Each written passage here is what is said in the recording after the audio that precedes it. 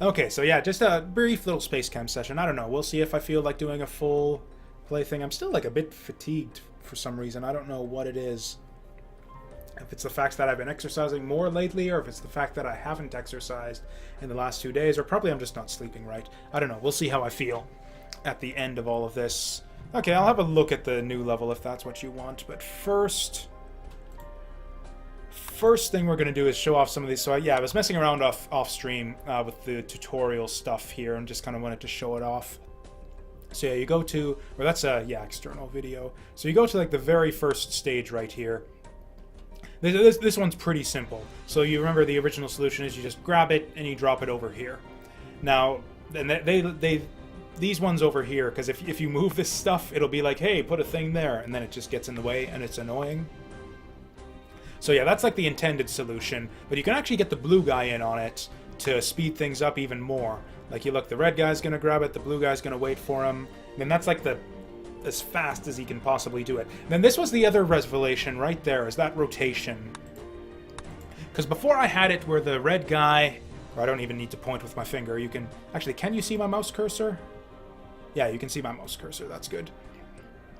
So like I used to do it where it was just over a little bit further. So like they would go here, they would bring the molecule over to that square, then go up, and then flush it out. So you'd like grab drop over here, go over there, and flush it out. It turns out that the rotation only takes one cycle though. So like if you compare this, it's like moving, it's like drop, flush, move up. That's 2 extra cycles if you do it that way. So you actually save a cycle by rotating it like that, instead of just moving the molecule an extra space over.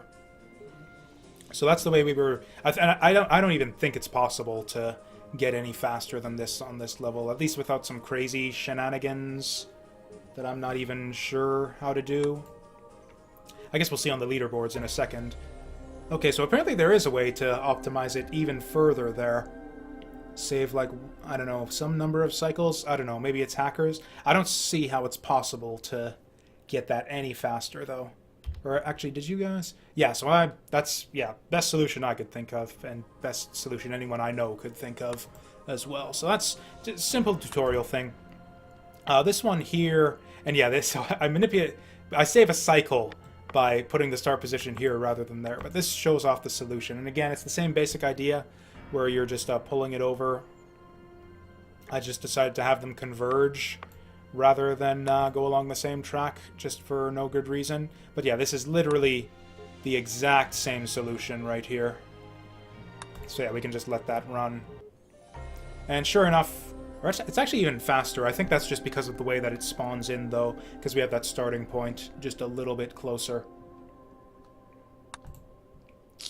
Okay, so that's slightly different. They say slightly different, but it's really exactly the same. They're just teaching you how to use the blue Waldo there. So now crossover... What was this one? Oh yeah, so this... Again, I don't really see a faster way to do this. So the basic idea is you just... I don't even remember how I did this before. Or I had some crazy apparatus where it's like I do one going on the inside and the other going along the outside. Because I don't think they actually taught you to use sync yet in this tutorial. I actually don't quite remember. Let's see. Let's actually see if I move the sync. Oh yeah, we don't actually get a tutorial for this. They just tell you, like, cross the streams and figure it out for yourself. But using the sync, you can very easily get it. And then this is, as far as I can tell, this is as efficient as you get. Like, it's the shortest possible path from the entrance to the exit. And yeah, shortest possible path, shortest possible path. If there were some way to avoid the sync, actually, which there probably is. Yeah, there's probably a way to avoid the sync there, but whatever. Yeah, probably some sync shenanigans to shave off those extra 2 cycles there. Or I don't know, could I manipulate the start points at all? Not really, because you need to go in and you need to do a grab drop. So don't see a way to speed that up. Maybe if we move the position of the sync. Actually, frankly, I don't know why the blue guy is waiting around like that. Yeah, we could maybe even move that over a bit. So that's going to be slower, isn't it? No, that's exactly the same. But I'm guessing it's moving around the sync positions is the way to do that. And then they do bonds here, and here's where I figured out a bunch of really neat stuff. Okay, so the way I'd done it originally is, yeah, we get the red guy coming in here, we get the blue guy coming down there, move him through the center, bond him, blue guy lets go, and then you push it up there. But using the same principle, where you get them, like, one guy doing all the work, and this is the crazy part. Now that I know how bonders work properly, we can get, like, each, you see how both of these are doing the same thing. We're assembling the molecule using just one cycle here. Or using just one Waldo. So we go up here, then we spawn it in, and then this is the crazy thing that I figured out. Once you bond it, you don't actually have to grab the other molecule. And it seems obvious in retrospect, but yeah, you just bond it there, and that picks it up and drags it with you. So in that way, we can just, like, spawn it in, grab it, go up here, bond it, and that grabs it, and then we just move it over to the other one. And since we get it all done with one Waldo, then we can actually go double speed on this one. And yeah, deliver them twice as quickly to the output.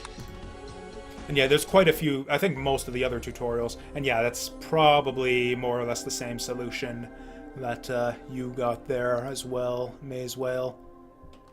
So yeah, and that was kind of what tipped me off to that, because I had a solution that was up here around the 120 Mark II, and I was like, how the fuck do I get that, like, like almost cut it in half? And then I realized, oh, we do the thing where we get the two Waldos working in isolation to deliver them twice as quickly. Then that's how I figured out, oh, I can just do it all with one Waldo and grab it using the bond. So yeah, that's that. And I think this is the exact same thing right here. Yeah, this is the exact same thing right here. Yeah, 77. What was this one? Oh yeah, this is the one that gets a bit shenanigansy. It's mostly just tight timing. So yeah, how did this one work? Oh yeah, so yeah, this is pretty simple. You just, and this is where I realized that you can flush the reactor and output with multiple singles in there. I don't even remember how I did this the first time. I think I was outputting them one at a time somehow through some convoluted process. And yeah, again, probably the same solution that all of us got here. But the tricky bit here was actually, because we were having some atom collision issues when I was doing this the first time. So the way I figured out is we get the red guy to rotate it, and then the blue guy can just kind of slip it in once the red guy pulls them apart.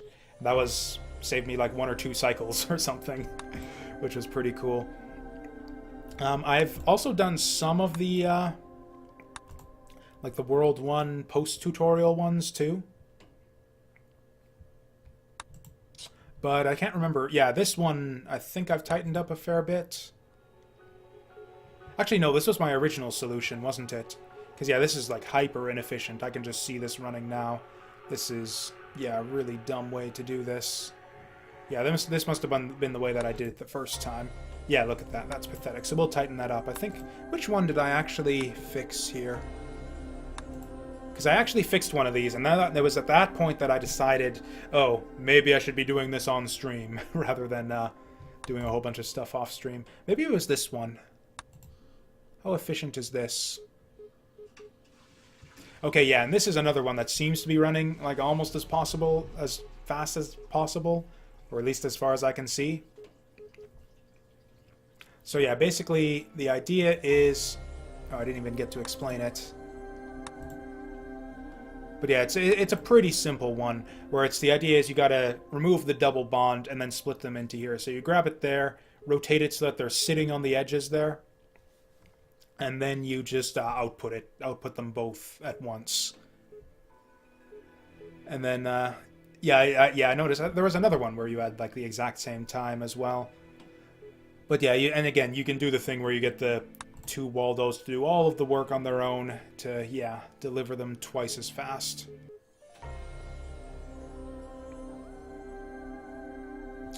Actually, looking at it now, I wonder...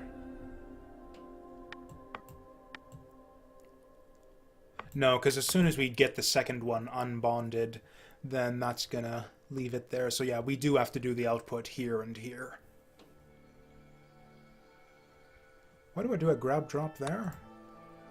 I think I might be able to tighten this up a little bit.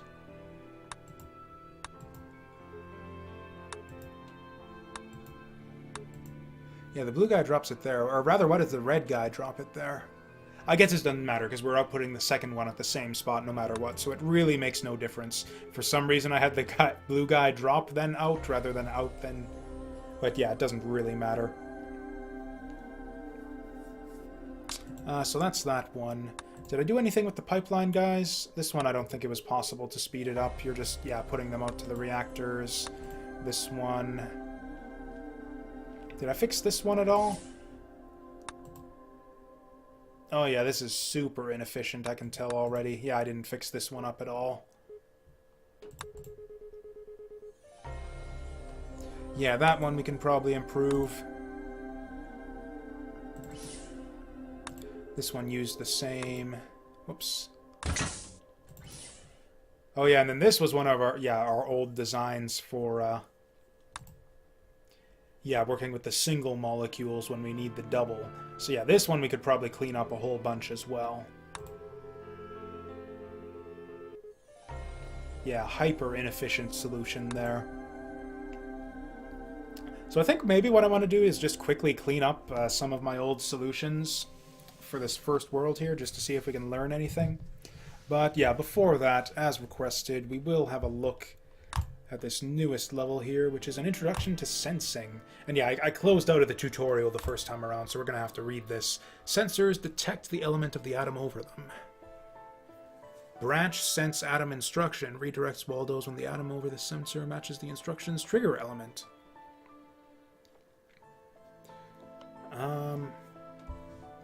Change trigger element. Okay, I'm just going to mess with this a little bit, so... Wait, what? Where's that, where's the command, then? Oh, this guy here. Okay, so this is like an optional gate, similar to the manually triggered one. Multiple outputs, that was...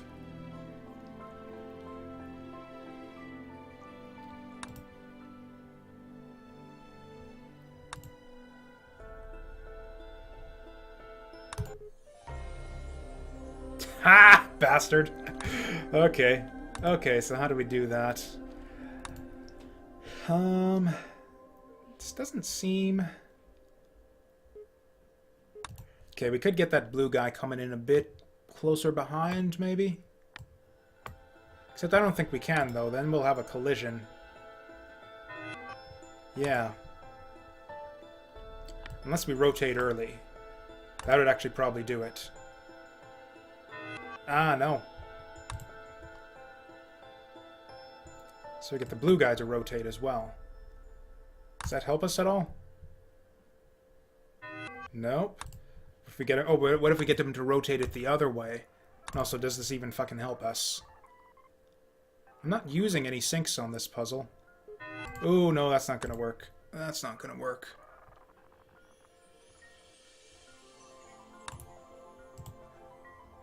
Right.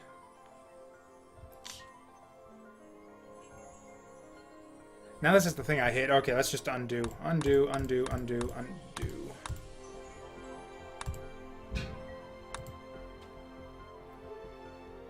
If we could move that starting point forward somehow.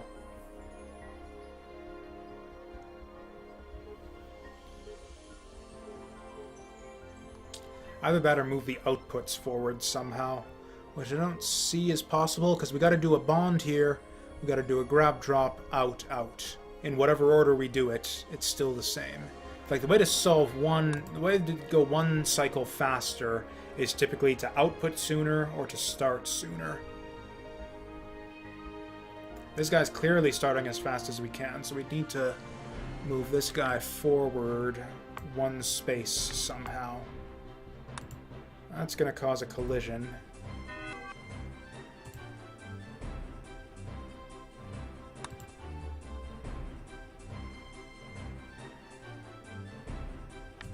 If we get the blue guy to rotate it here. It's no good.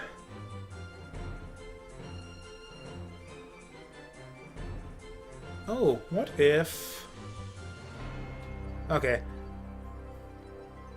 What if we tighten up the whole cycle?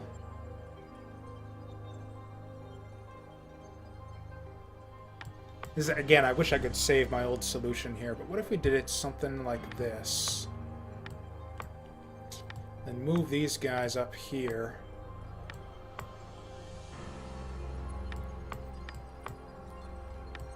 I'll check it in a second. Okay, and then we're gonna have to move these guys back too. Once I solve it again, once I solve the puzzle again, I'll check it out.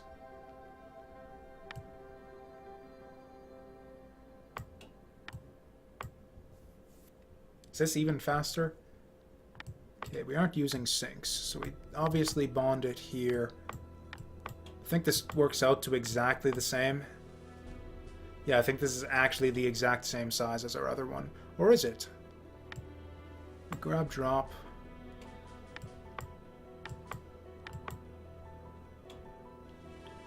Does this help us at all?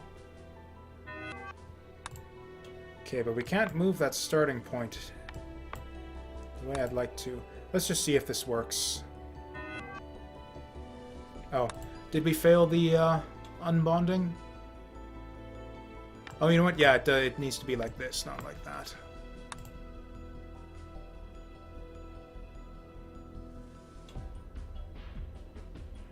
Oh, no, that's right, because they'd had to be on the edge here, because we put the bottom one to the bottom and the top one to the top. Okay, so that's just... yeah, this whole thing here is just a no-go.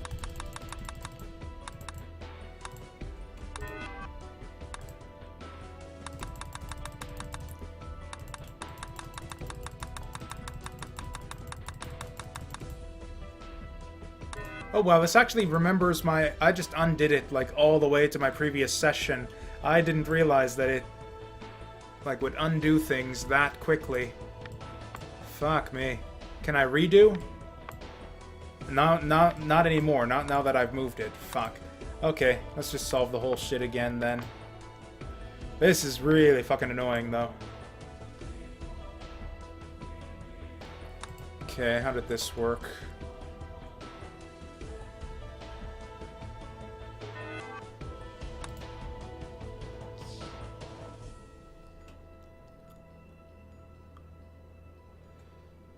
Okay, so then, yeah, we had to output first.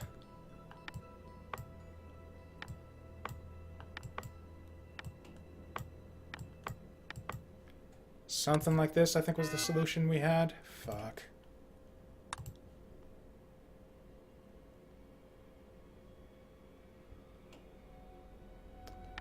Oh yeah, we need to do a grab, drop, then out, out.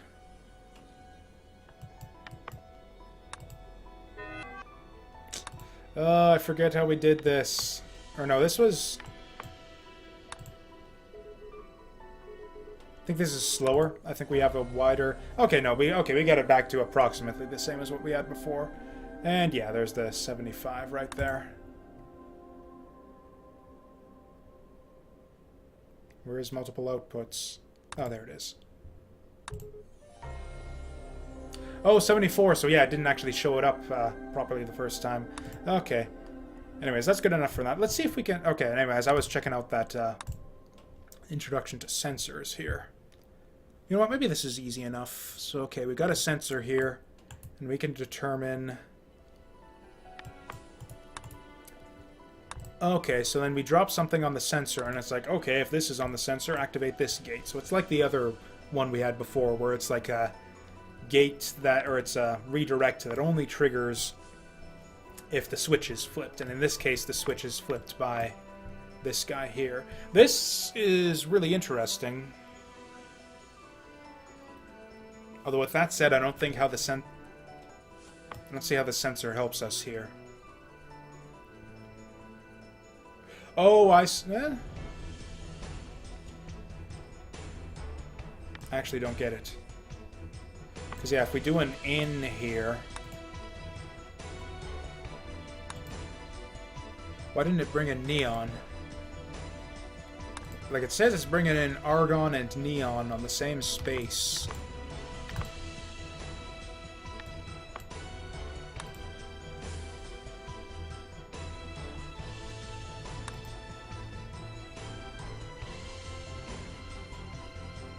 Or is that supposed to be the bottom one that's bringing it in? What if we in...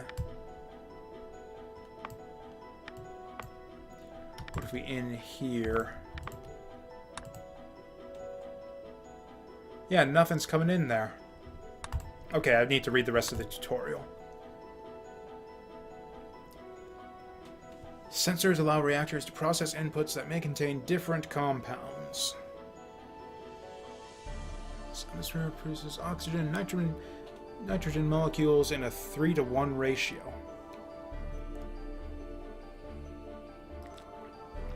Direct excess elements into recyclers.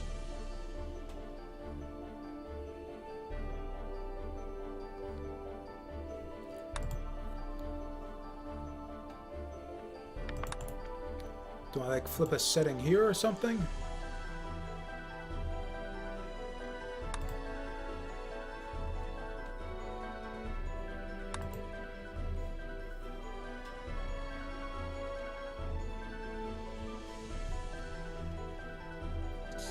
Well, okay, let's just do this the stupid way for now, then.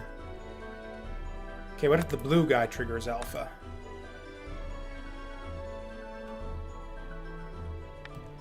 Okay, we'll do it that way. So then... Yeah, maybe it's like a red-blue type thing. So the blue guy triggers alpha. We'll see if he gets anything different. Oh, yeah. That was way too fast, wasn't it? No, they're all making argon. Also, yeah, we don't want that anymore.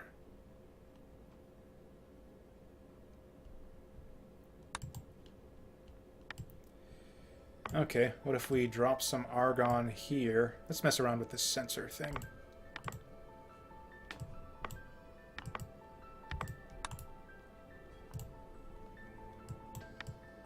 Maybe every other time it'll do it. Maybe the same color. Oh, hey there, Boogie0815. Welcome to the stream. We are just trying to figure out some SpaceChem right here. So okay, let's do one loop. Let's see if the red guy does something different. The second, okay, he's gonna need to grab drop it here. Let's see if this red guy gets. All right. Okay, so blue guy needs to get that out of the way. Let's see if we get something different the second time around. No, they're just making argon. It says they're producing it at a 50-50 ratio. Oh, I see. Compounds, atmosphere pumps oxygen and nitrogen in a 3-to-1 ratio.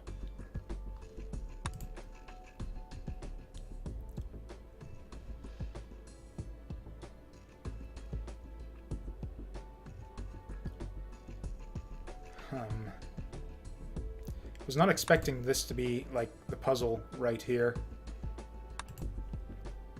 Okay, let's just deliver all the argon then, and then see what happens. So these blue guys can fuck off right now.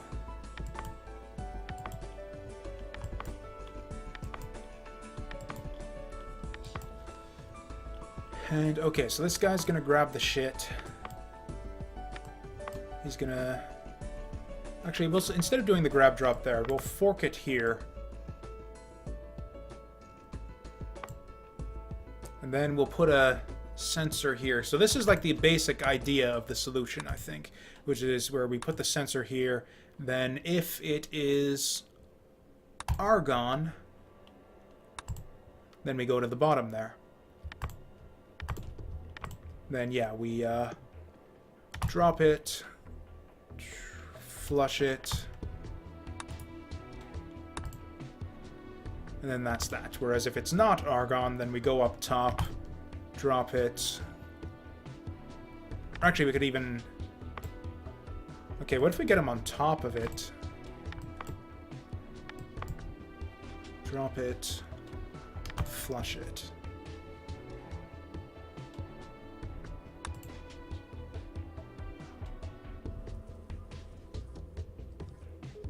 Okay, so that's gonna, yeah, make our argon there.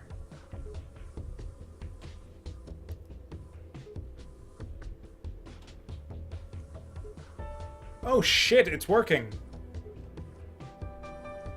I don't know what determines whether you get the neon or the argon, but yeah, there it is.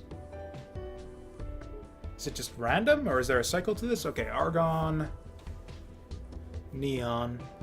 Think of neon, argon,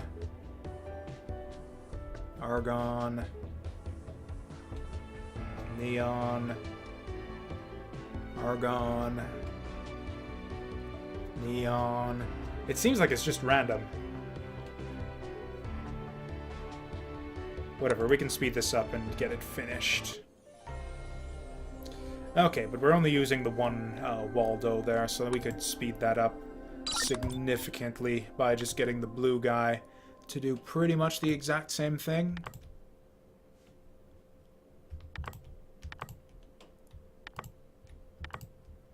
And then he'll get his argon sensor right here.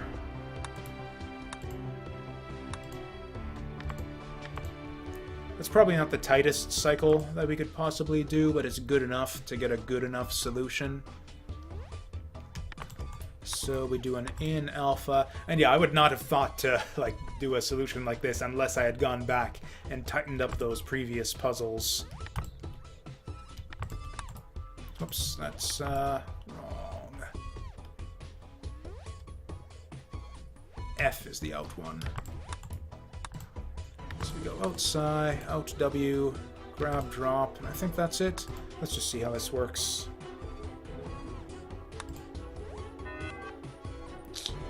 Oh yeah, we need a sync. Yeah, because there will be a collision unless... Yeah, because they go at different speeds depending on whether they go up or down.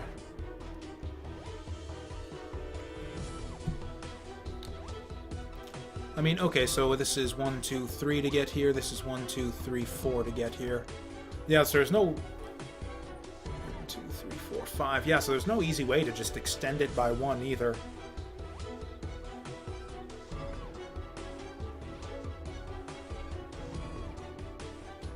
Let's just use a sync.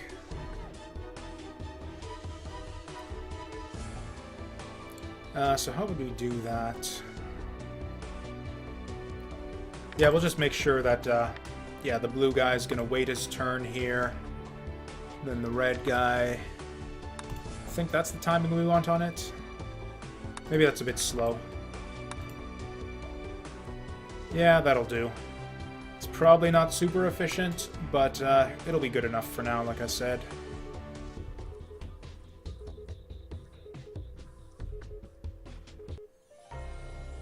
Oh yeah, that's a reasonable solution, I guess. Is there any way to tighten that up? Just like anything really simple we can do to fix that?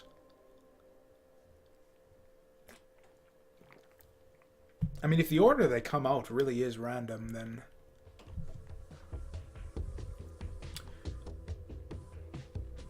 Actually, one thing we might be able to do... Let's see if this is any different. What if we move all of this shit up?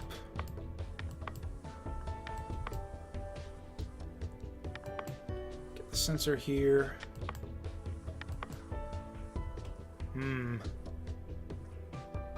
Actually, with the sync, yeah, we can easily just put the start point forward then. I don't think this saves us any time because we're still waiting just as long for this guy down here. Even longer, in fact. But let's see how it goes. See if it even works.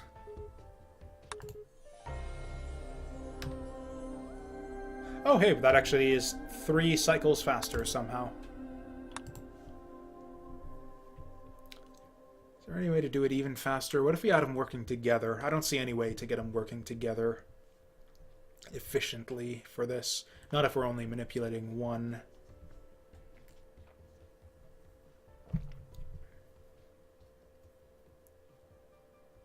Unless...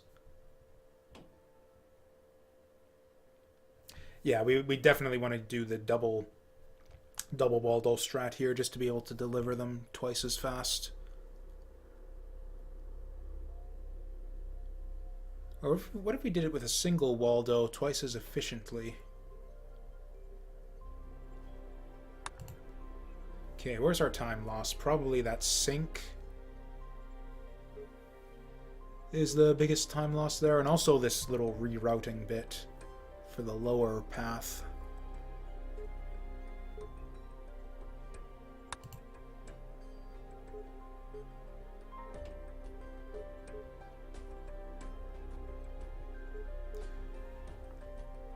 I mean, theoretically, if we could somehow figure out a good way to do it too, there's no reason we couldn't just have the blue guy go forward if he gets ahead of the red one.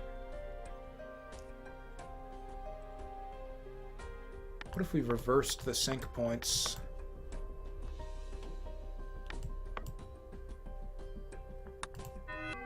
Right, that's right.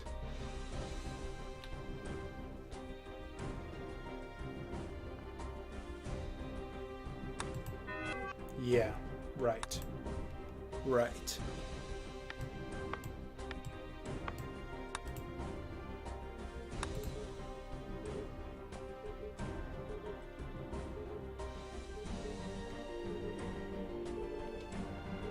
Yeah, that sync point could definitely be placed someplace more efficient, but actually if you look at the overall leaderboards, we're like way ahead of the curve here, so I think this is good enough for now. Prelude to a migraine.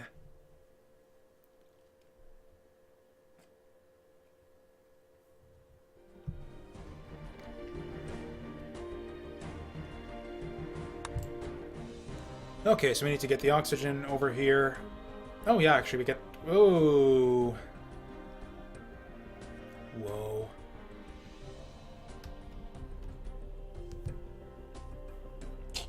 Okay.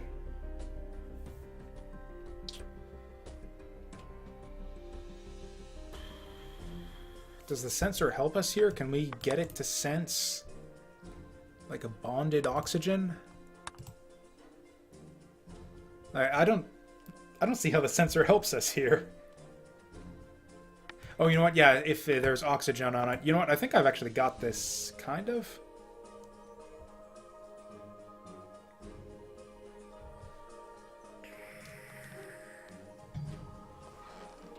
Okay, so yeah. The reason the sensor is useful is because it can detect whether you've got oxygen or nothing there. Okay, but yeah, this one actually seems relatively straightforward now that I look at it. So this is just what we do if we've got oxygen.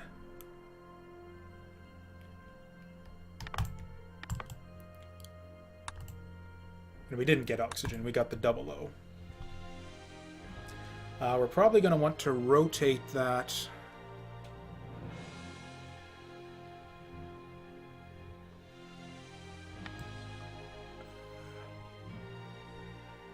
Oh, you know what? Yeah, there's going to be oxygen here. So what if...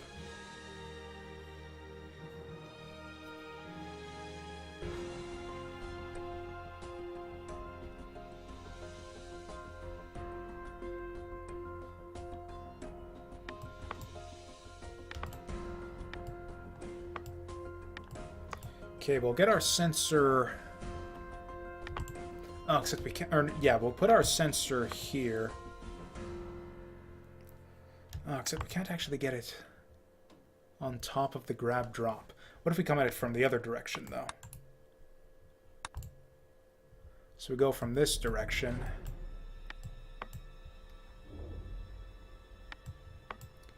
We bring it in.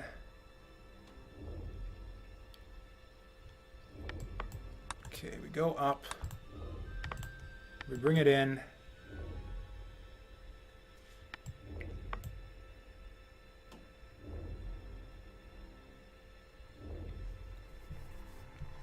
Okay, I think I have something that might work here.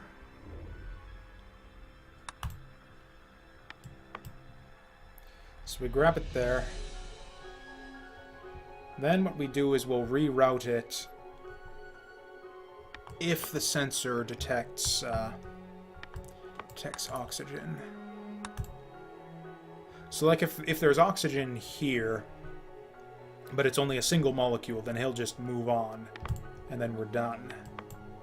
So like this will solve for a single oxygen molecule. If we got the double, then this guy will trigger. Then we'll go down here and do something a bit different.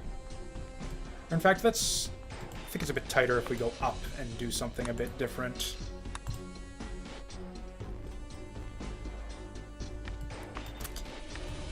Yeah, so we go up, we debond, debond.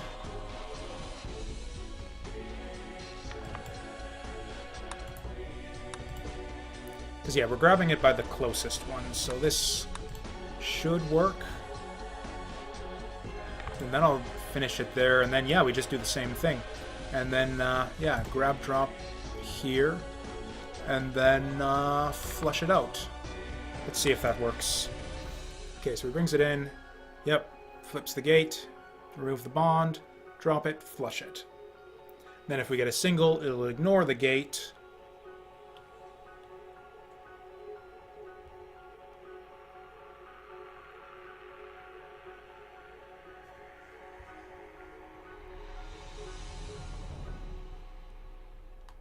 Now the question is, would it be more efficient if we got the single oxygen going along the top path? Well, okay, and then for added efficiency, we get the blue guy doing pretty much the exact same thing.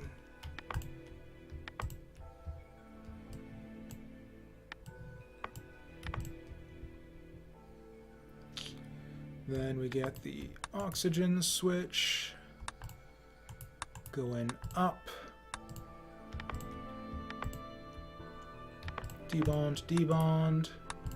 Another helpful feature would be the ability to copy stuff from one color to another. And then we're probably going to need sync points too. In alpha, grab, drop, and I think that's all pretty much identical. But again, they're going to be desynced, so yeah, we'll sync them up here for blue, here for red. That should do it. Oh, you know what? Yeah. Okay.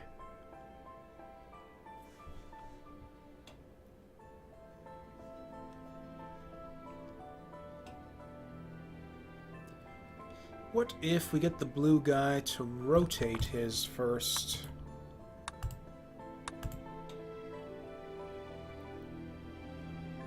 Sort of like we did in that one tutorial bit. Oh, whoops. No, we don't want him to rotate it.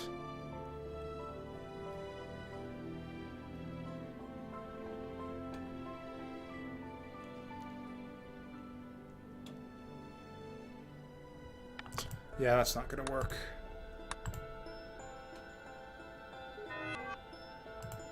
Okay, we need him to output a little bit faster somehow.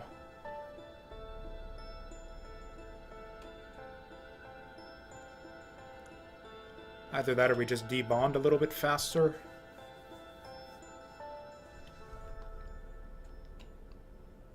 Or you know what if we just set them down at different points?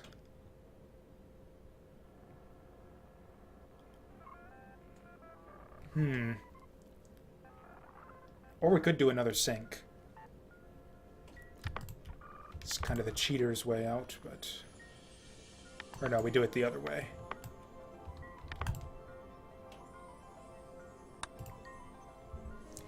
Definitely wasting a lot of time with these syncs, but...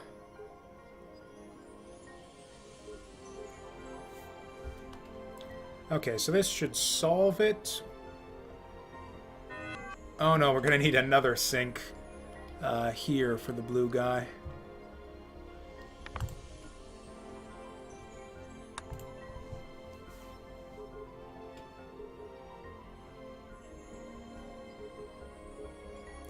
Yeah, this is pretty inefficient, but it works.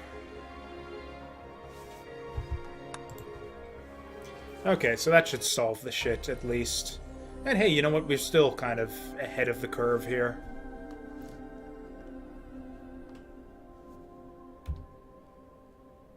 Oh, still, yeah, kind of creeping up there. Apparently my solutions just use like 2 or 3 times more symbols than everyone else's, too.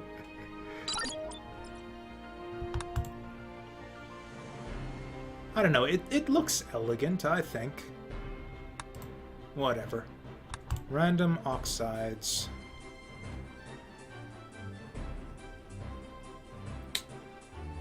Huh. So we're producing zinc and titanium, sort of randomly, and we're always getting oxygen here. Oh god. Okay, and so we're producing zinc.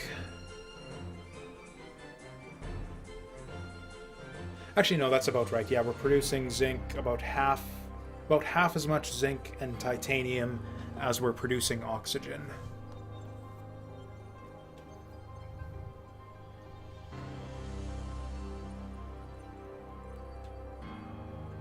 Question is, what do we do if we get 2 zinc in a row?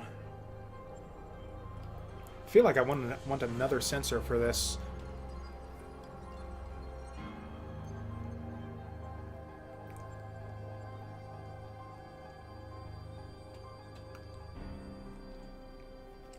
God, I don't even know where to begin.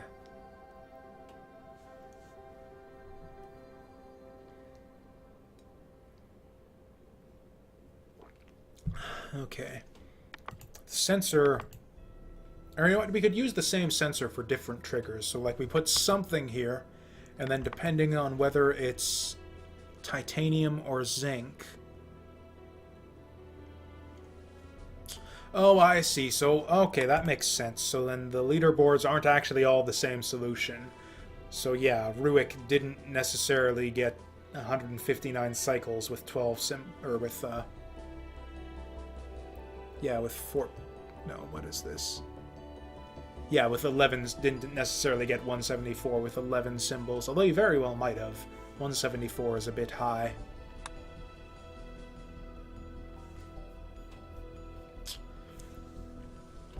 Okay, so we're gonna want to branch. We're gonna do some kind of branch. Like, frankly, this is super inefficient, but I think we actually just want to process these, like, one at a time. Like, spawn something in, grab it, move it over here.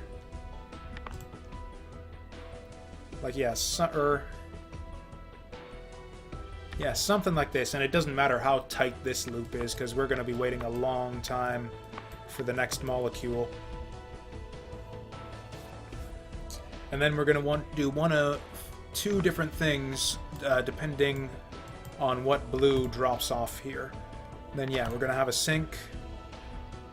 Okay, so this guy's just going to grab this, put it here, and then red is going to do something different depending on what he drops there. So first of all, I think this is going to be like another one of these things.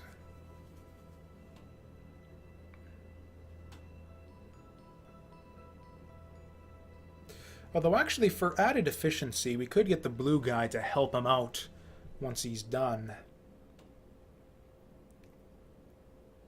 Or for even more efficiency, for that matter.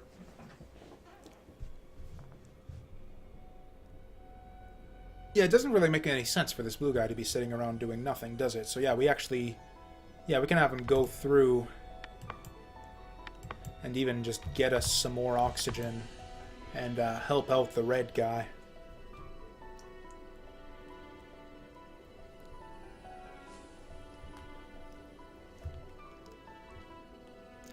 Still, that's kind of advanced, like, optimization stuff. Let's just do this the stupid way first. So we do that, then the red guy is going to bring this in. He's going to grab drop. Then yeah, we're going to need this crisscrossy pattern that we've been using before.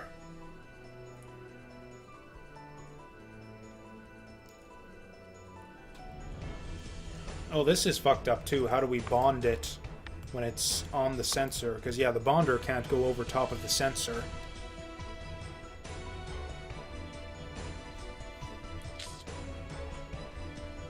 Huh.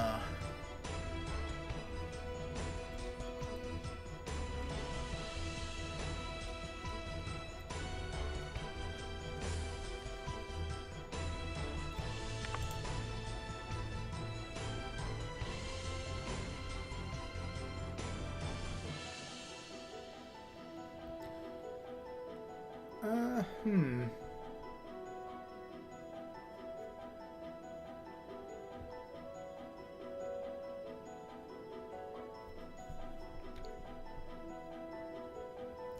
Yeah, this is tricky. How do we get this guy to bond it?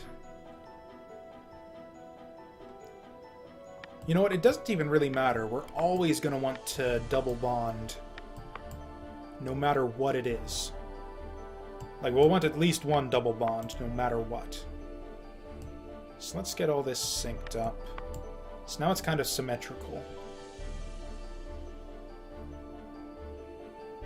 In fact, we can even do a sync, like here, to make sure that they're moving along at the same rate. And actually, frankly, yeah, if they're moving together, then we can do the double bond at the same time. Also, this is going to happen over here.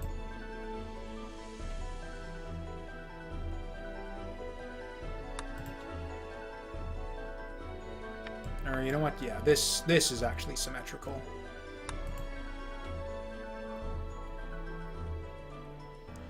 Okay, we got our double bond. Then we probably want red to let go right here.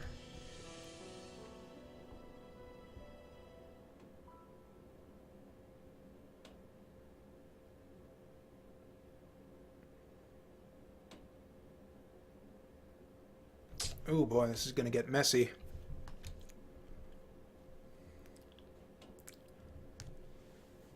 Let me get blue to drop it there. Actually, do we get him to drop it there? No, I think we get him to move depending on what's on the sensor. Yeah, so they'll both do a switch here based on... Okay, so if this is zinc, then we don't need to do anything.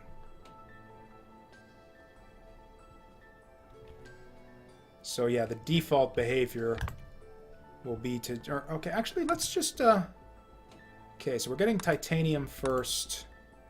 Okay, so it seems to be a fixed sequence all the time. Like, it's like a random sequence, but it's a fixed sequence, if that makes any sense. So let's solve for titanium first. Okay, so if it's titanium...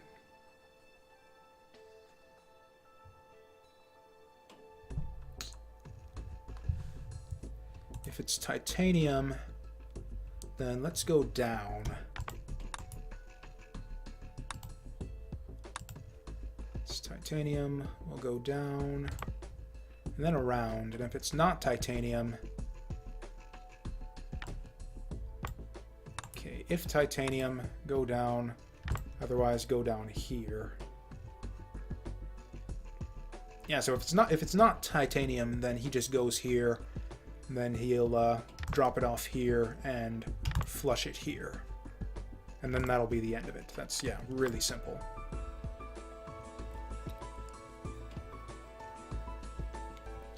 Now now if it is... So yeah, he's just going to carry it along here. Now if it is titanium...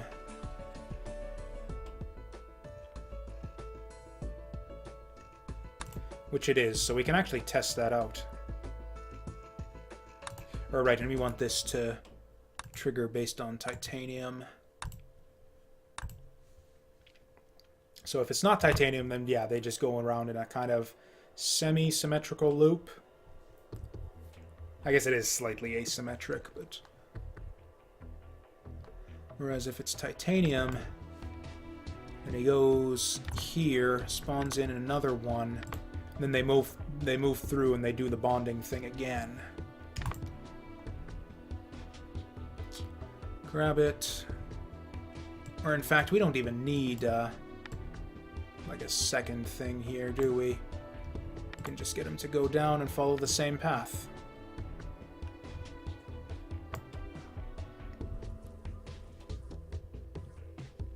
Oh, whereas, no, if it's not titanium, then actually, yeah, we do end up with a symmetrical loop here for non-titanium, which is fine. Okay, we're gonna get this guy to rotate it too, because...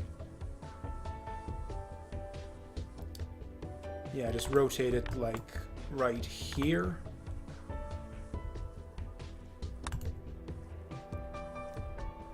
Oh, and, yeah.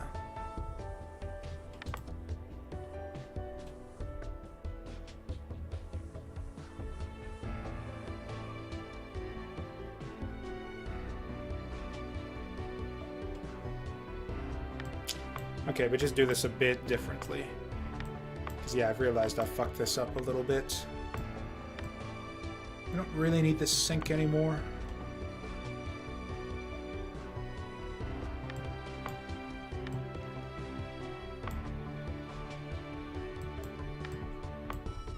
Okay, so if it's titanium, you go, you rotate it, you bring it around, and then he's just going to loop forever, actually. So that's no good, actually. We want to trigger on not titanium. So yeah, we'll trigger him to go this way instead, and then the regular arrow is going to be that way.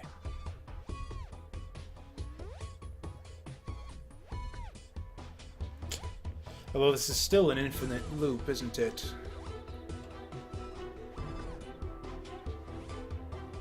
Fuck.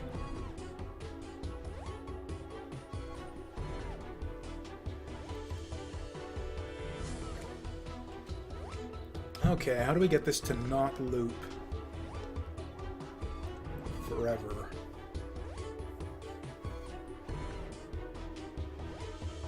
Actually, here's how we do it.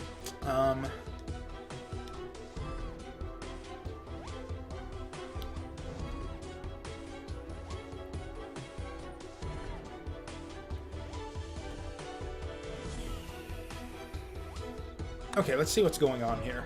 Or no, we'll do the rotate. I think I've got a solution.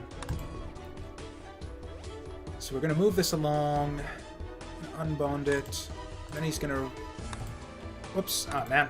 Okay. Then he's going to rotate it this way. Okay, and then he's going to grab, drop, then he's going to grab, drop.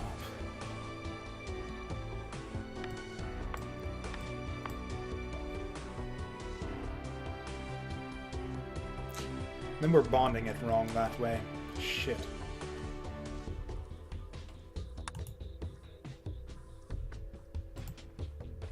Well, okay, let's just switch this back to the way it was before. Titanium. We're going this way with the arrow.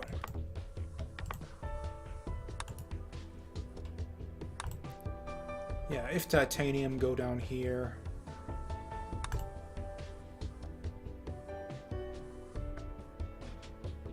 Oh, whoops, that is wrong.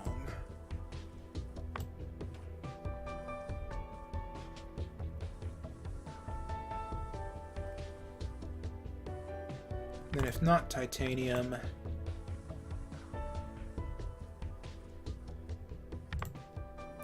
Then if not titanium, keep going this way.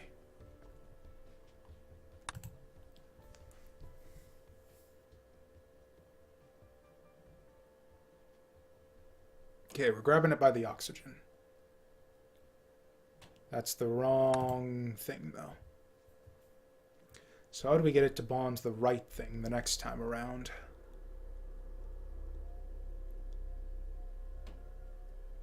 Possibly with another little titanium bend here.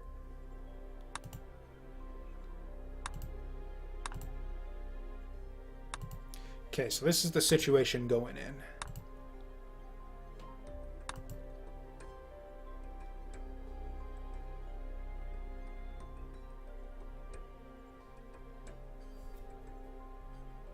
So we're going to get these synced up differently the second time around.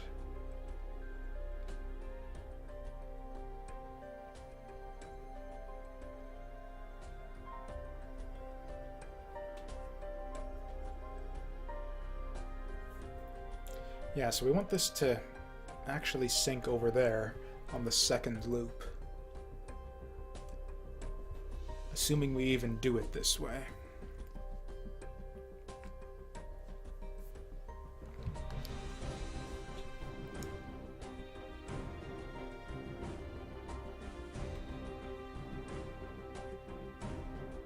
Oh, you know what? That's actually not hard. Yeah, we actually just do like I kind of said the first time, then we do it like this.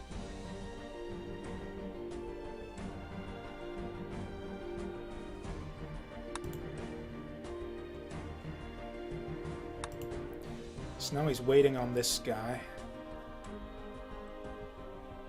Yeah, that's not gonna work.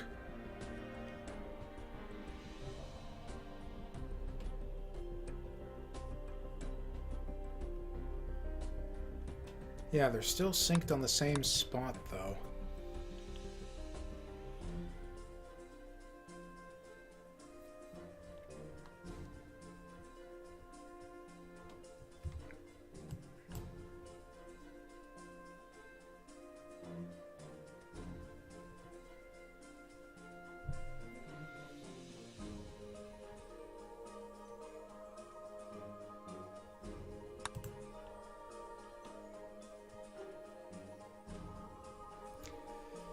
Can we detour around the sink somehow?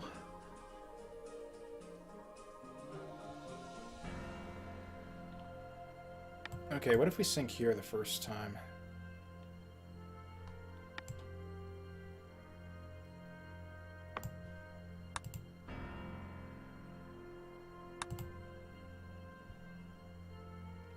Or you know what? That's silly. This is all silly. Let's sink it here.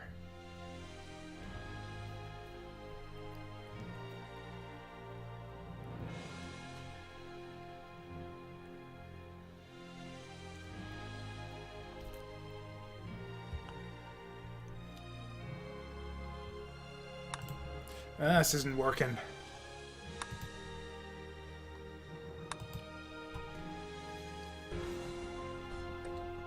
Something else needs to happen here.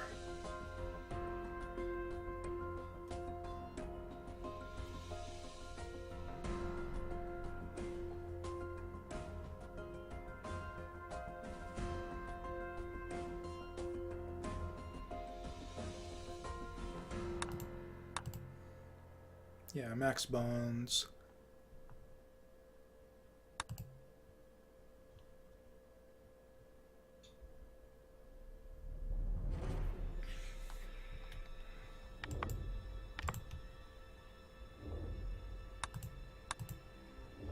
Is there anything different we can do here? Yeah, we need to somehow get it to avoid that sync on the second cycle, which I think means probably sync earlier then. This will be a delay overall, like in the overall scheme of things, but I think it needs to be done this way. So we make sure that they're synced here then.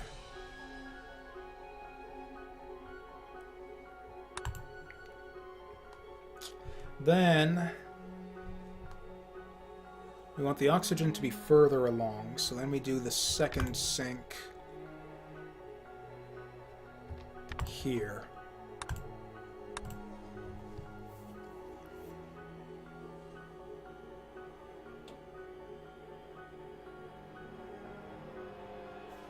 Close. Close.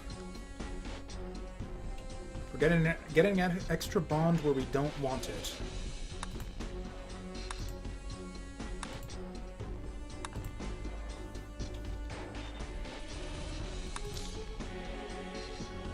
Actually, we could just throw in a superfluous bond, I guess.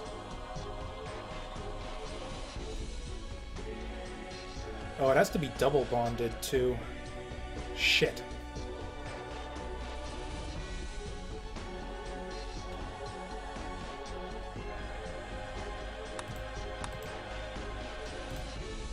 Oh wait, no, that's literally what we wanted. Yeah, that's literally what we wanted. So now we got the double oxygen coming out of the titanium.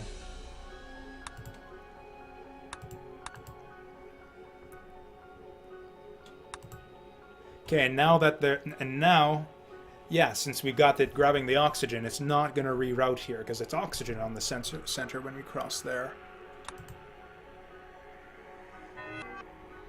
Oh, is that the wrong one? That's simple enough. Then we, yeah, grab drop here. Because, yeah, this is the titanium route. So we're drop titanium there, and we flush it out here. Otherwise...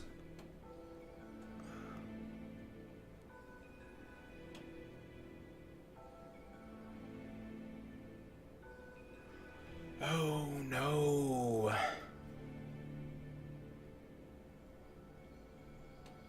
Oh, no.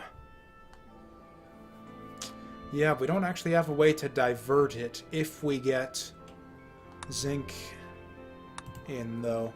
Like, this will work now, I think, for this first cycle. But as soon as we get zinc in here, it's also going to try to output it on the bottom. Oh, also, yeah, we don't want out W, we want out psi. But yeah, this is not going to work anymore.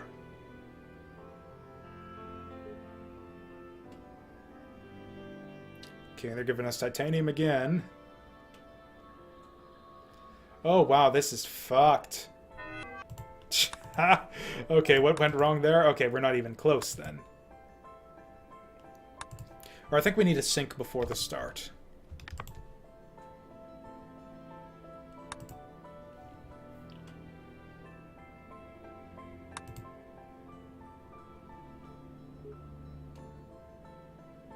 Oh no, because there's not titanium there.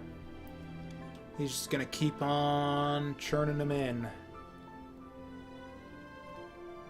I think that's maybe fine.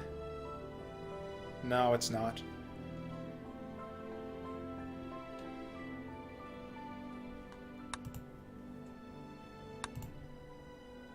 So if there's titanium there, we go up. Oh, you know what the problem is because the oxygen is synced up with the titanium, yeah, he's still going the wrong way. Fuck.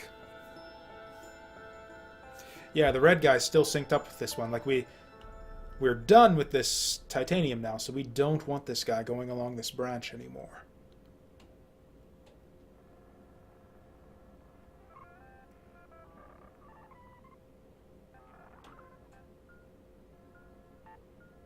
I mean, maybe it doesn't matter.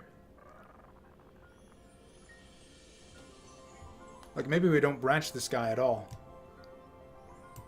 We'll just set this to the side for now. What if we had to just, like, go through like this?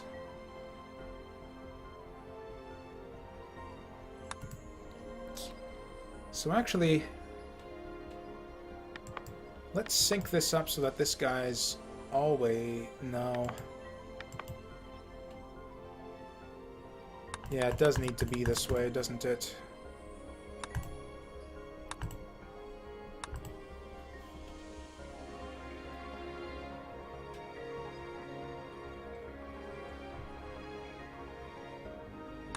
Actually, here's the thing. If there's oxygen on there, then that means we're done. So what if we just fork it here based on oxygen?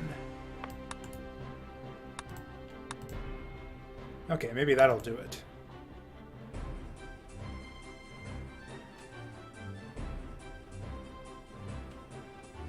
Oh, right, but there is still oxygen there on the first cycle. Fuck.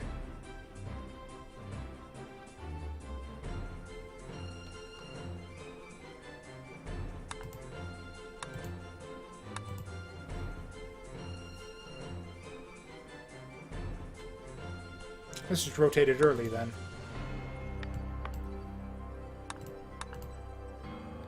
That way there won't be oxygen. Nope, that fucks it up. Right, because that desyncs it. Okay, so we rotate and then... God, this is increasingly becoming not so symmetrical and pretty.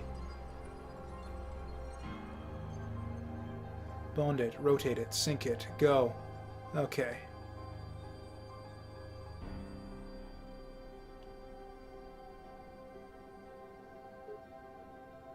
Okay, so that's titanium solved, and we can do more than one in a row. Okay, so this is progress. We can do multiple titanium guys.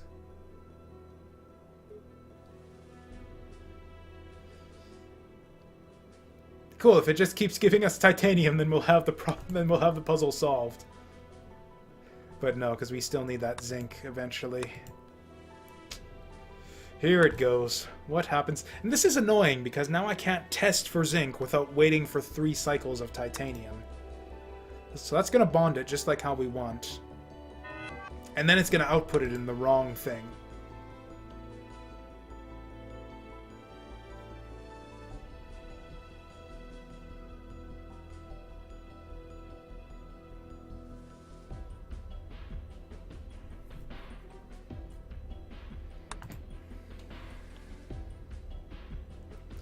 What's in the sensor? Is there anything unique in the sensor when we get zinc?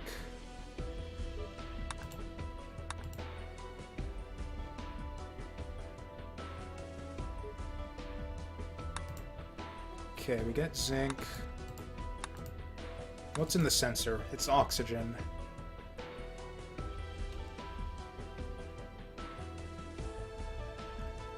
There's always going to be the oxygen in the sensor, though.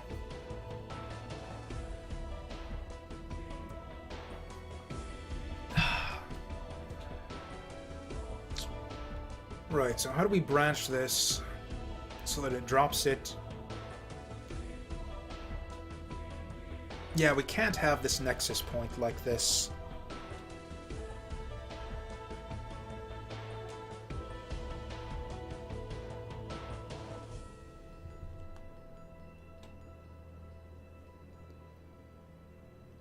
Like, it's not enough to just distinguish between whether we're on the first or second cycle of titanium. We need to be able to do something completely different when zinc shows up.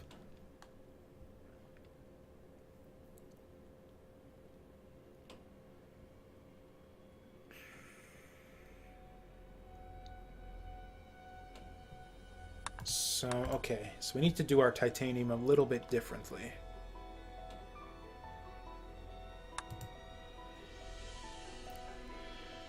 Okay, so that's fine.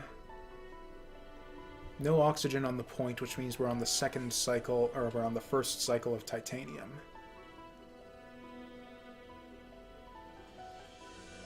Oh, and also this guy's gonna get rerouted when we get zinc as well. So yeah, that's just no good.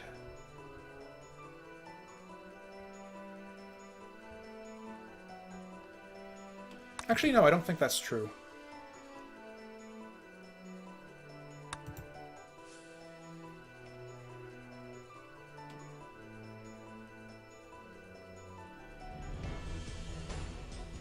Oh, wait a damn minute.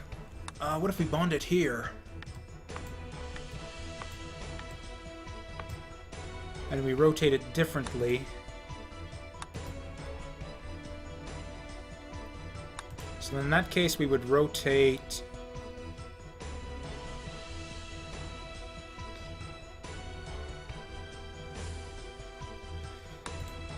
Yeah, this is a good puzzle. I mean, it doesn't feel any harder than the previous ones, even though I know the previous puzzles are...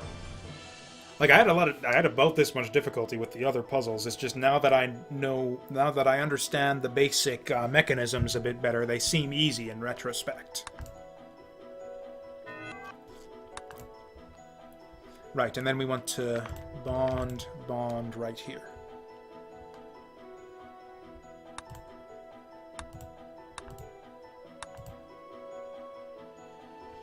Oh no, that's bonding the oxygen, though, so we don't actually want to grab drop anymore. We want to, I think, rotate this guy again.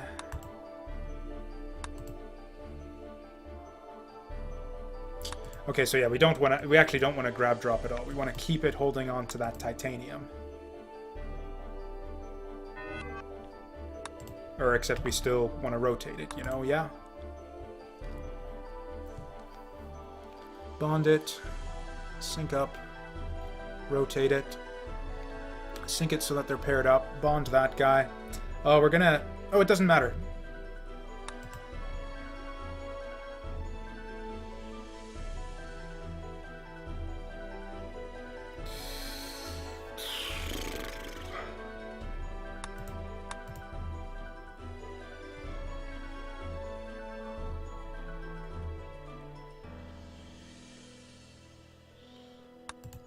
Okay, they're going to bond it again, but I don't care.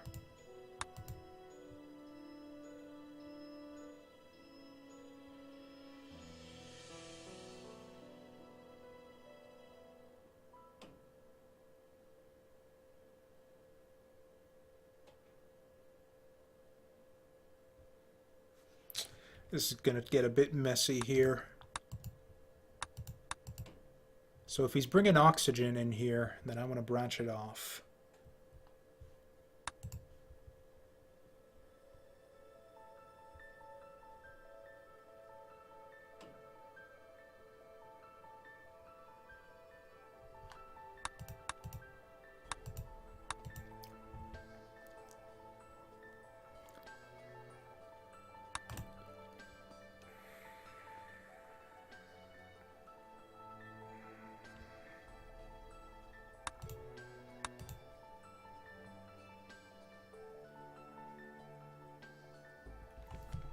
Can't really do anything with that sink there.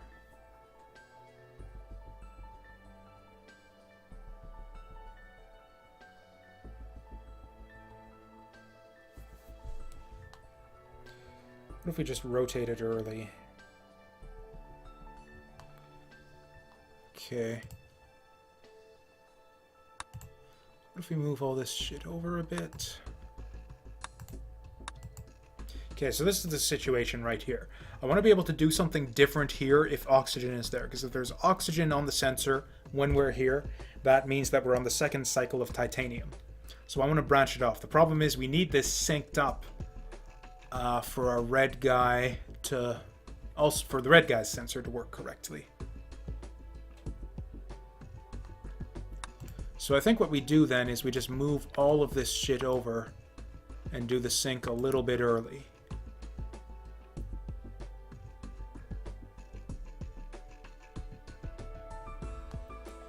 We bond early.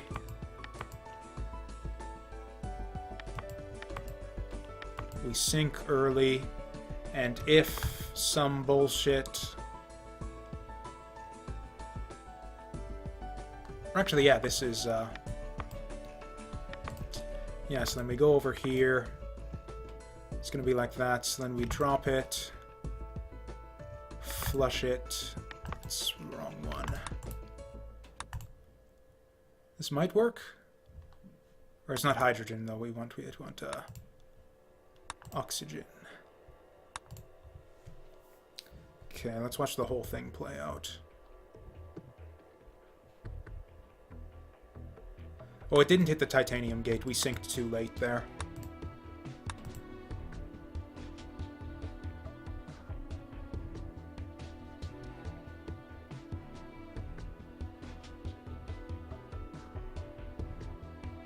Okay, so now it knows that that's that.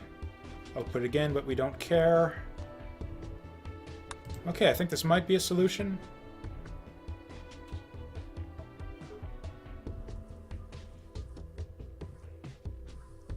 Still more titanium. I'm afraid that the red guy's going to do something wrong once we get the zinc in here. Nope. Oh, right, I'm flushing the wrong thing here, but still.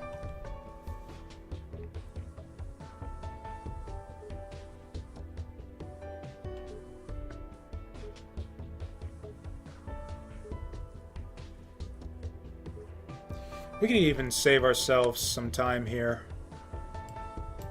Do it this way.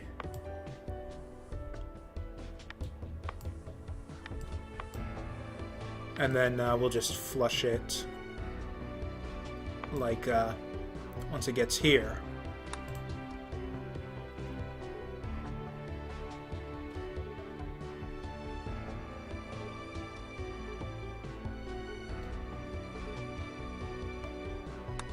just for added symmetry. There, now the cycles are lined up a little bit more evenly. Actually, not a ton of sync time on this one either. We got some extra, like, loop-arounds on the side there. But even so, this is a pretty pleasing, an aesthetically pleasing solution right here. I think I liked the way this one turned out. I think I may be figuring out this whole space alchemy thing.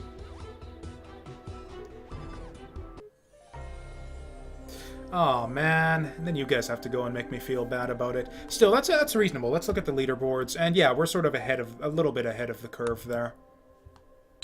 So that was a cool one. Is there any obvious way to clean this up at all?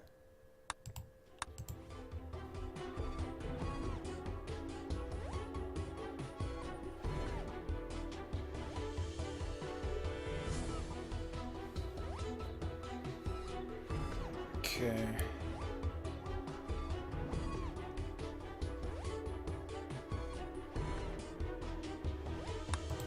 Actually, if we're synced on... we could even do the bond earlier. We could, like, bond here, and then turn the whole thing around a bit faster. No, the problem is that the red guy needs to come all the way back around to do his thing here.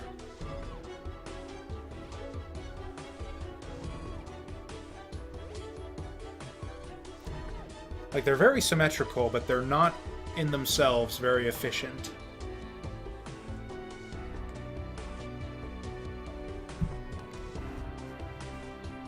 Also, I hate how it tries to put on the extra bond there.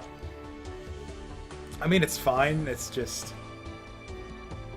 doesn't actually do anything, it's just an aesthetic thing. Somewhat inelegant.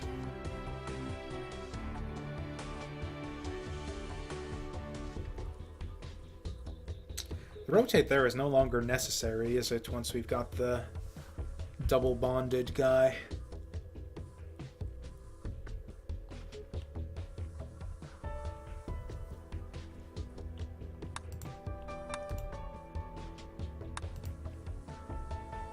Is there any way to improve our zinc cycle at all? Not really.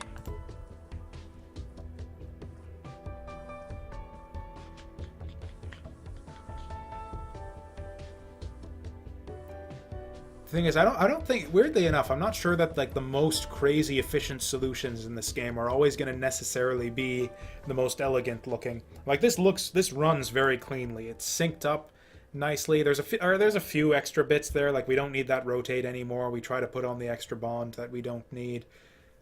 But we don't really lose a ton of time out of that. We, like, literally, gain 10 cycles? Or no, 20 cycles, I guess. So I guess it is kind of significant.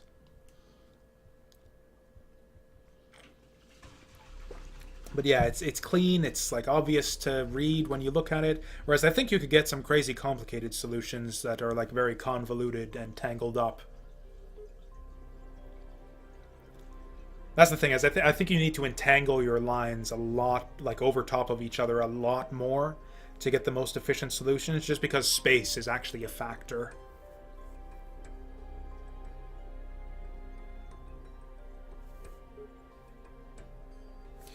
Or like this bit right here, we don't need this, do we? Does that save anything if we don't do that anymore?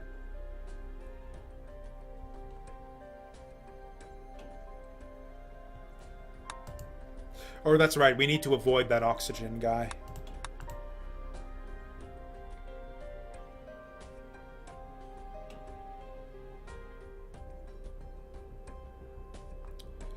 Or actually, no, we don't.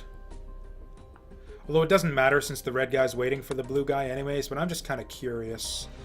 What if we move this guy over here? In that case, the titanium switch becomes completely useless for that one.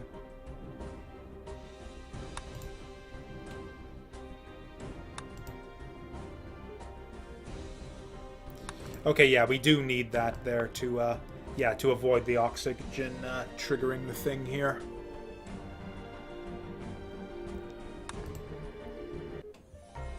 Okay, that's pretty cool though. I like it. Again, way ahead of the curve on symbols, but that's fine.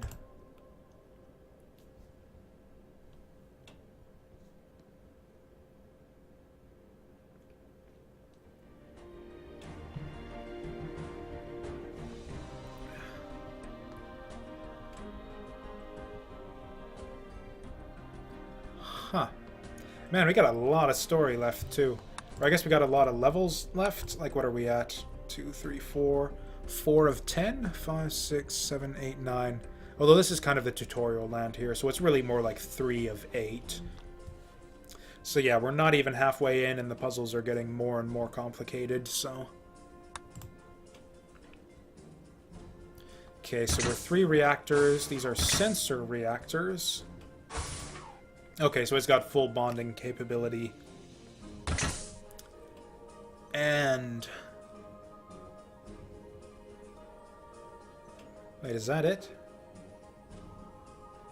Like, we've got the recycling plant here for extra stuff, but we're not producing any extra stuff.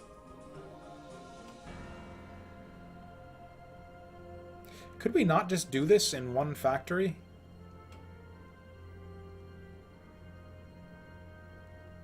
I mean, I'm guessing it's more efficient to do it in multiple factories, but...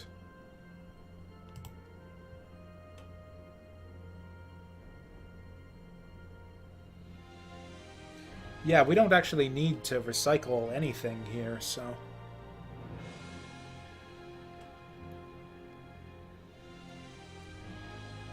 Or unless it's going to be like a pipeline thing where we're going to be like stacking up extra elements as we try to solve this. These reactor ones are tricky, though, because you need to kind of plan out in advance, like, what your overall strategy is going to be. And then if you decide you're going to go on a different overall strategy, you need to radically, like, reshift your factories and everything.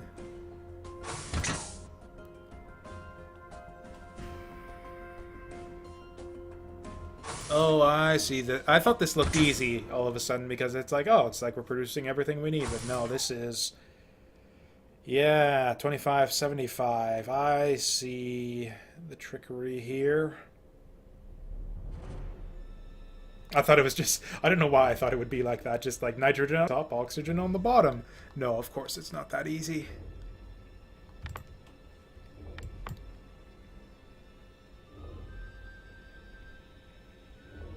Three factories, you mean?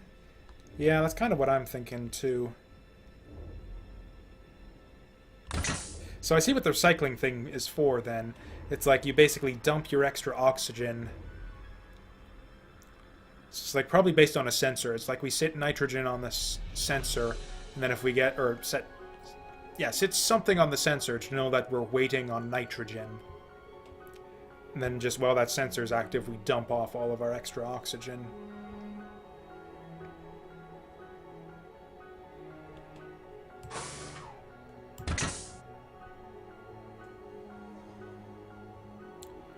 So with that said, let's just break it apart. Like stage 1, let's just like break it so we're outputting nitrogen. Yeah, something like this. So we'll be putting nitrogen up top. Do it like the way make it end up the way I thought it was in the first place, so that we're outputting nitrogen on the top and oxygen on the bottom. So how do we do that? First things first, we spawn it in. We'll might as well grab it by the whatever here. Then we want to bust it up.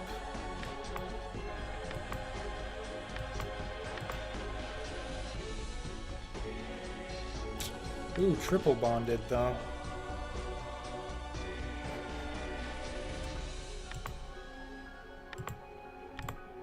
Okay, here's the thing. Yeah, I think this will be a one Waldo thing. I think this factory will be operating really, really quickly. Okay, so we spawn it in, we grab it. In fact, we might as well grab it by the front.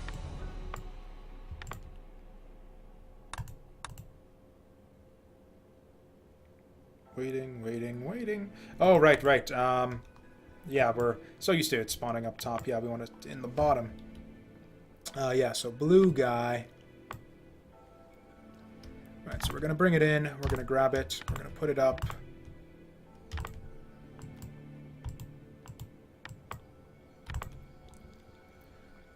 And then no matter what we do, we're going to want to remove the double bond. So we're going to say unbond, unbond.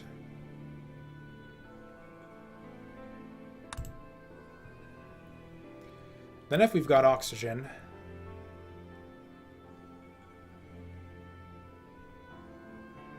oh no, that's tricky. Yeah, okay, so we only ever want to remove one bond.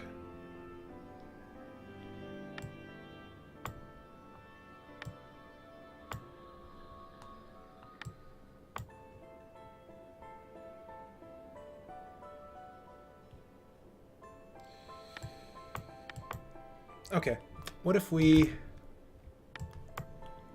So... Oh, right, and I'm grabbing it on the wrong spot.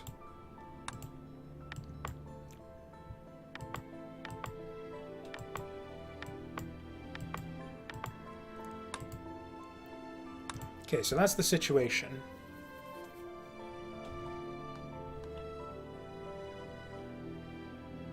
If we've got oxygen, we'll make oxygen the default path, whereas if we've got nitrogen, we'll go top side.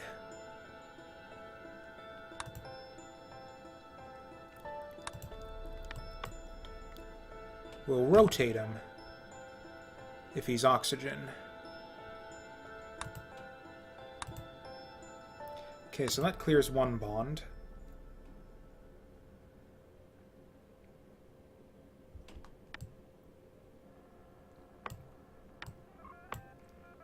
Then we clear the other bond.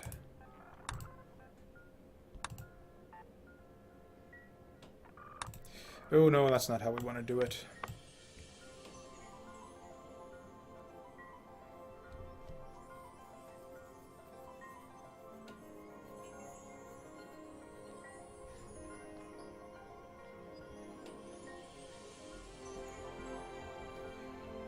You know what, maybe we want to put the nitrogen on the bottom side.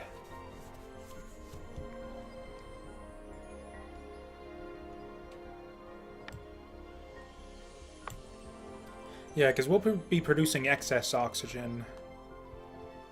No, we want the oxygen moving faster, actually. So what if we do it this way?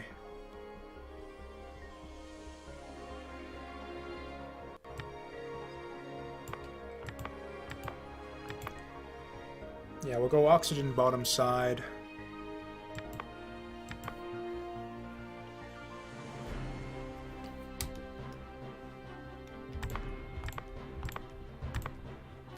Something like this. Then debond it. Or that's wrong.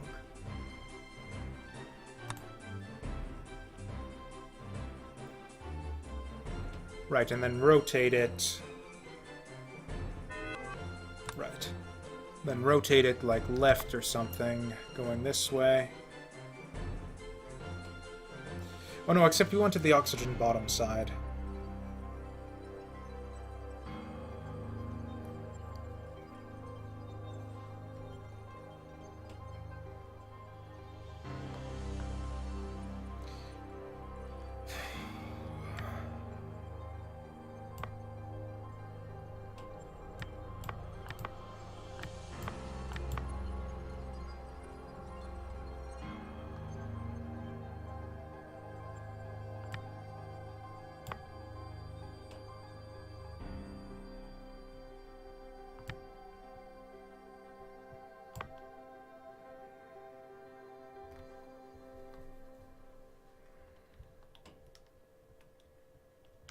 Okay, what if we always do this?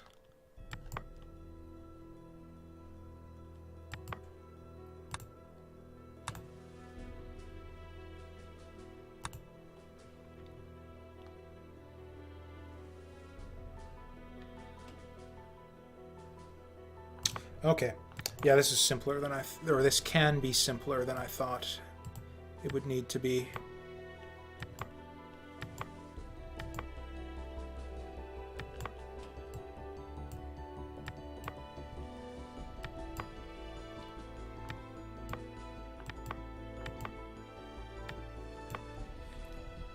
Right, so then we do it like this. Bond minus.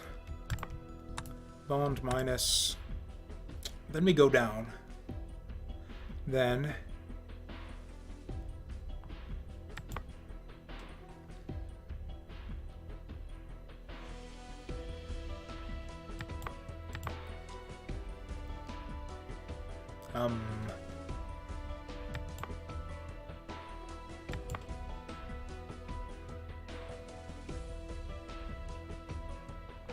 I think it's actually more efficient if we do it this way.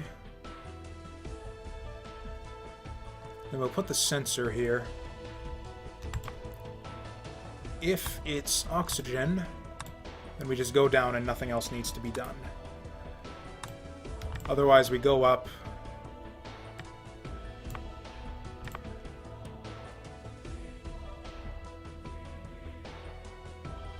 Okay. Then we drop. Then we flush W. Then we're out. So that takes care of oxygen, I think. Nope. Oh, right, we actually need the fucking sensor here. There we go.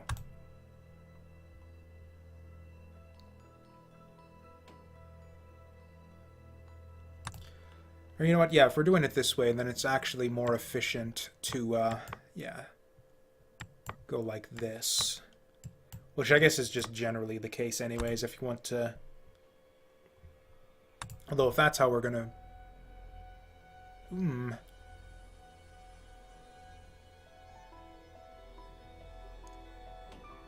If that's the case, then we can't bond it the way we want to anymore.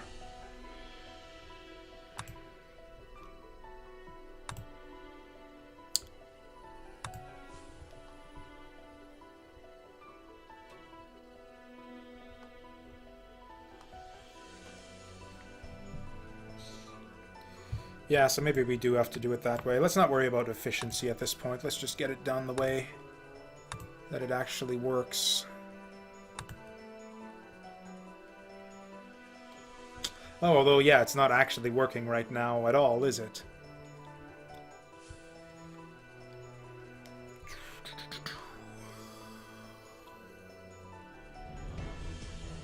That's fine. So we do it like this.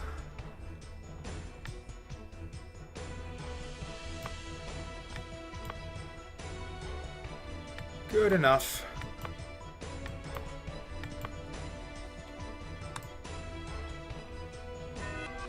Oh, right. Well, if we're doing it this way, then yeah, we might as well tighten it up like this. Then we would put the bonds here.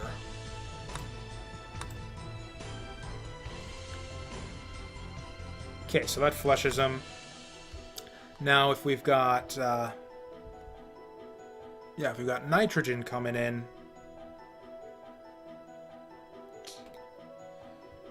then these will still be connected here.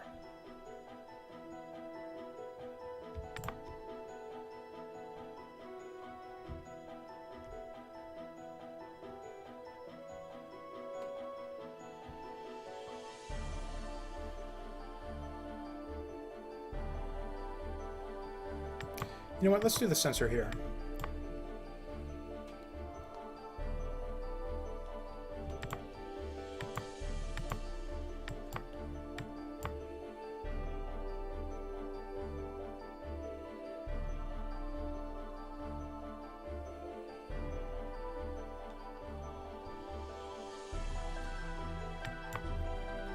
Do the sensor here.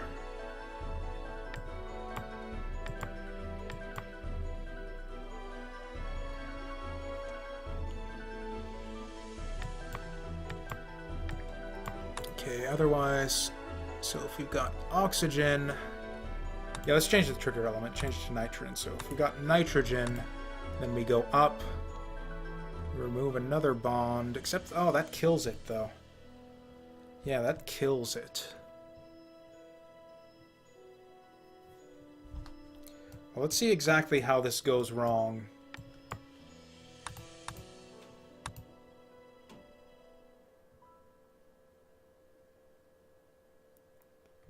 Okay, so we'll go till we get nitrogen. Okay, so debond, debond. Then yeah, that leaves that other guy behind. That's no good.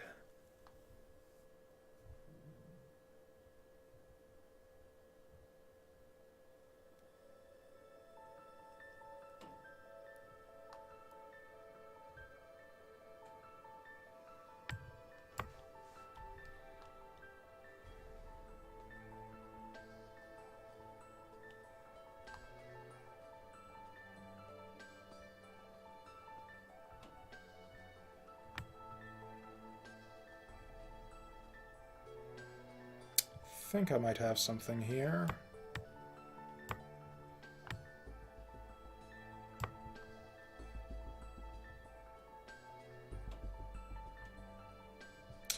No. Yeah, so we need 2 of these guys up here and 2 down there.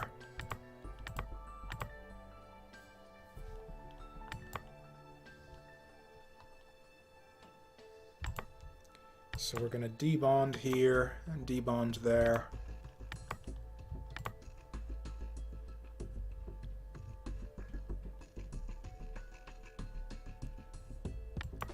Oof. Okay, then if we've got nitrogen, we're going to take it this way.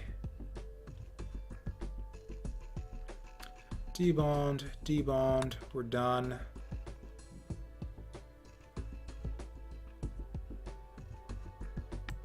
Okay, if we've got nitrogen, let me do that. Otherwise, we actually go down. Yeah, it kind of has to be this way.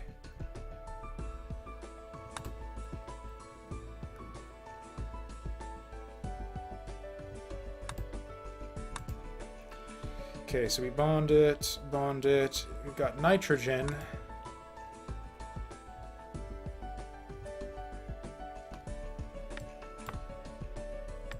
Actually, what if we do it? What if we just do it like this?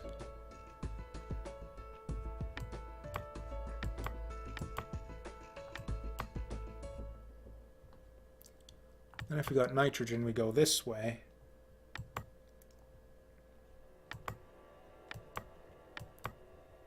Then flush it. Okay, so this works kind of neatly.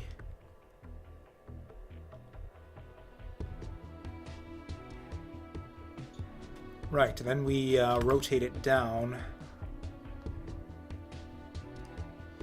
Oof. Yes, the positioning on these bonders.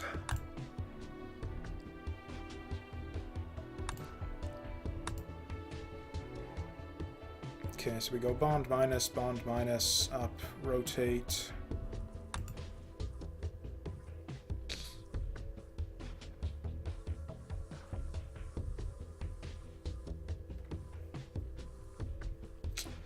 Bond, debond, come here, and we're finished if we have oxygen. If we have nitrogen, we somehow pass it up through these in such a way.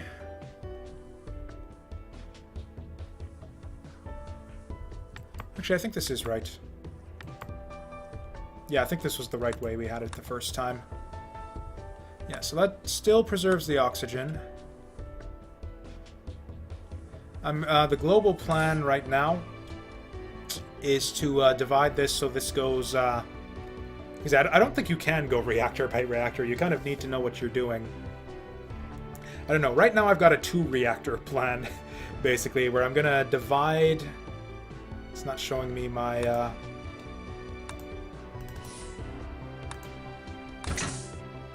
Yeah, we're gonna break them apart, go nitrogen top side, oxygen bottom side, and then we're just gonna recombine them in the sensor reactor here.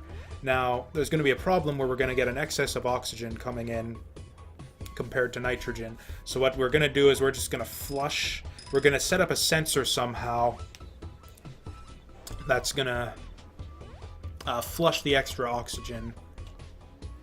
Or really just flush any extra elements we get. So this is going to be like super inefficient. We're basically we're just gonna flush extra shit down here to force this one to get the nitrogen and oxygen into a 50-50 ratio. But, yeah, that's the plan right now. And then once we got them coming in 50-50, then it's trivially easy to just double bond them like this.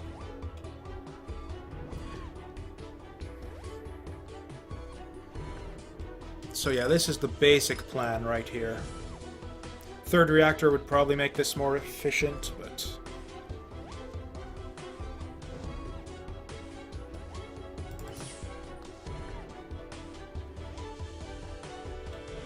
Oh, but again we're stuck with the problem. Okay, so no, we do it like this. Yeah, this is right. We don't want the rotation.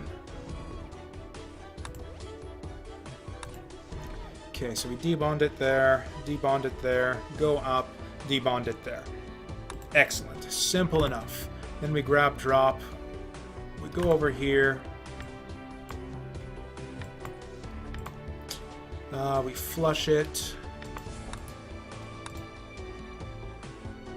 And then, yeah, that's everything we need. In fact, just for added clarity, we can do it like this.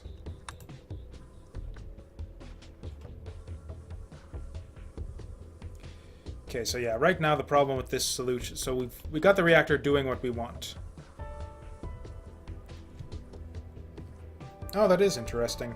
I wish I could see that big graph. Or actually, is there a way to see the big graph? Right, and now we're backed up. And holy shit. 7, 8, 9. So we produced 9 oxygen compared to the 2 nitrogen. Right, yeah, that's what it says. Yeah, we're producing 3 times as much oxygen actually as nitrogen.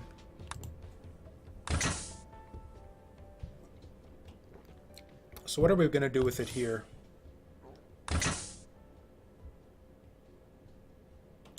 Also, where are we putting it out?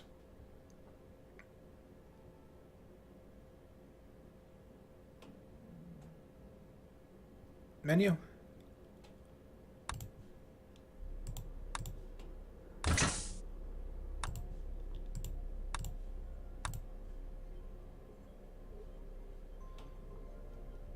Oh, yep, sure enough. Reactors used. 2 is the most common.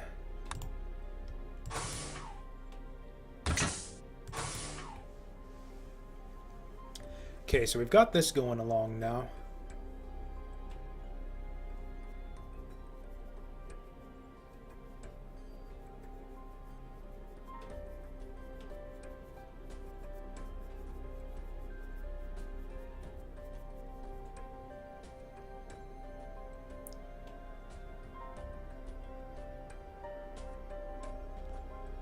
Actually, you know what? I've got an even crazier idea. What if we do the sorting, like, right here?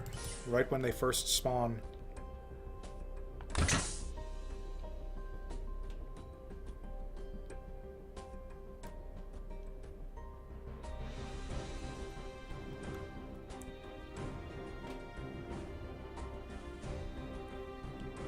Okay, so now I've got a different idea in mind. So what if we forced a 50-50 ratio on this sensor reactor here? Because we were kind of planning to do that anyways on the second reactor. What if we did it here? That would probably be easier. So then we do something like this.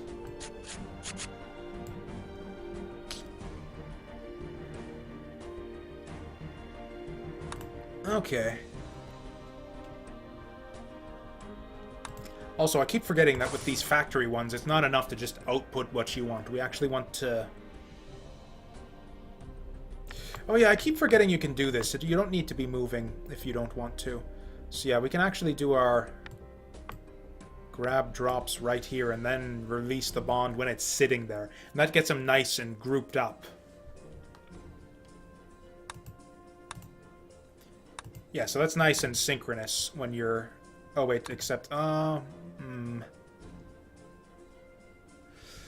Right, except we don't want to grab drop it the first time around, do we?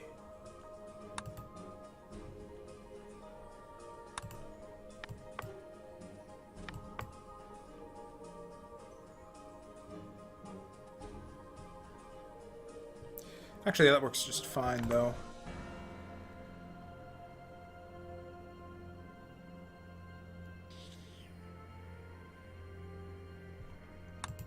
Okay, so yeah, we're grabbing it by that end.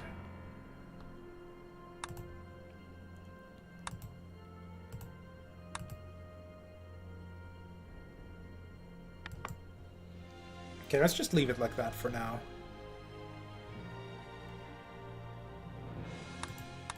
This will get the oxygen outputted a bit more cleanly, at least. Yeah, so then we do it like that, and then they'll be outputting oxygen on the top two guys right there. So that's a little bit easier to work with for the next reactor. Oh, right, except we don't want to do that if we've got...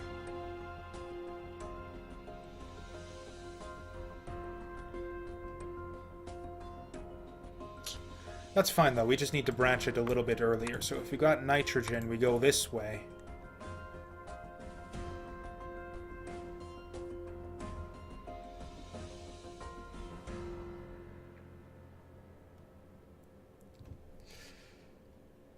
Actually, no. If we've got nitrogen, we go down. If we've got oxygen, we go right.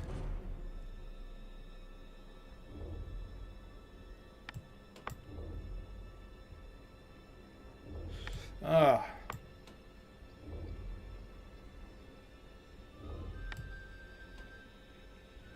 That's kind of still all right.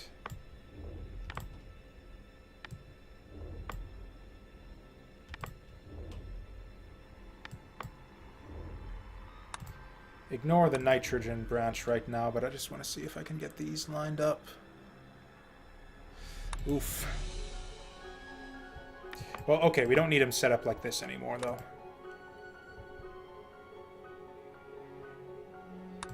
Okay, so that's nice and clean. Then what happens when we get nitrogen?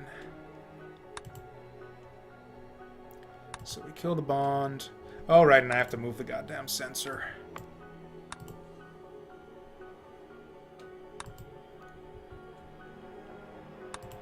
Okay, so then when we have nitrogen, we don't really want to grab drop at all.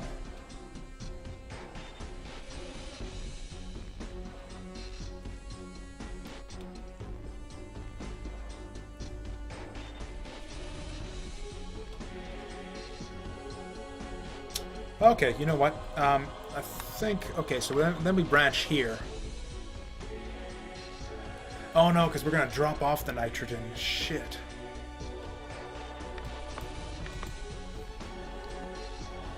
Okay, so he's going to go like that. Actually, no, we did still want that bond minus there. And how do we manipulate the nitrogen?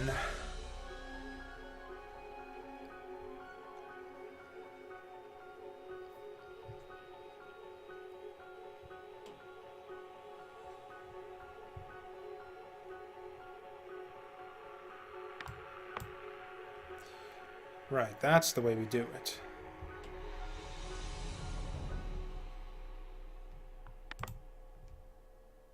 Don't want that anymore.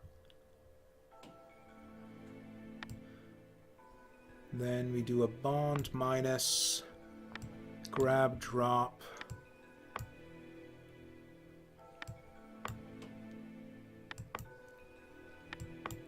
Then another bond minus. Then like that. Fuck, it's still in the way of the other one, though. Yeah, there's no way to grab drop it here without it getting in the way of the other one.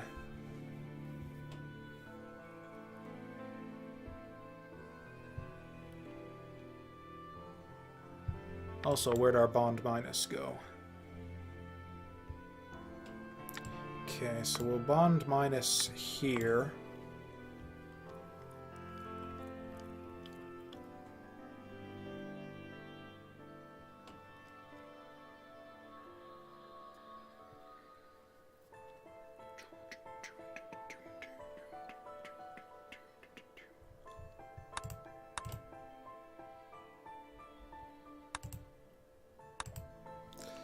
Okay, so nitrogen goes bond minus. It goes down here. It goes up and around. Then we rotate it? Maybe that's the trick? Or maybe we just settle for having it with sort of less of a cleaner bond than we might want. No, it'll massively simplify things, though, if we can get it lined up the way we want it.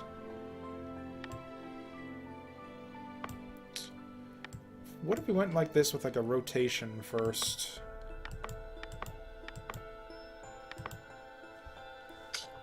So then we rotate the guy here.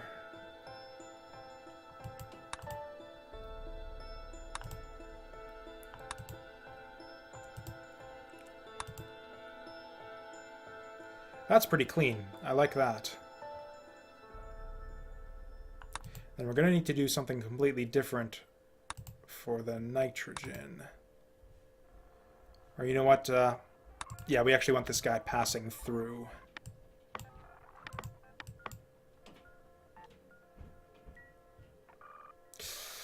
Oof.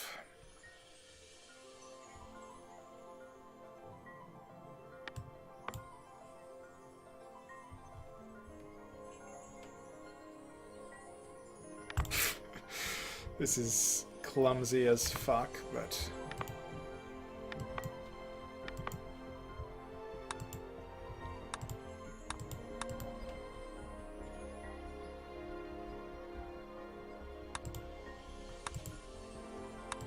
Okay, nitrogen. We're gonna rotate it. We're gonna debond it. Gonna go down there. Oh, no.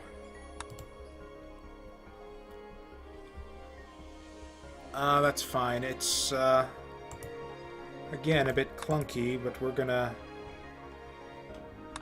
double rotate the guy back up.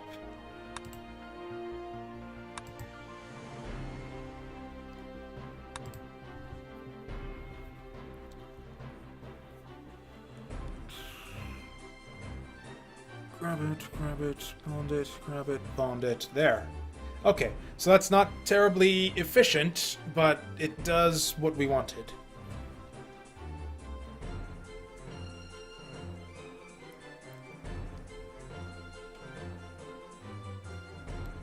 Oh, except that's not what we wanted, was it? No, we wanted to output them in the same section?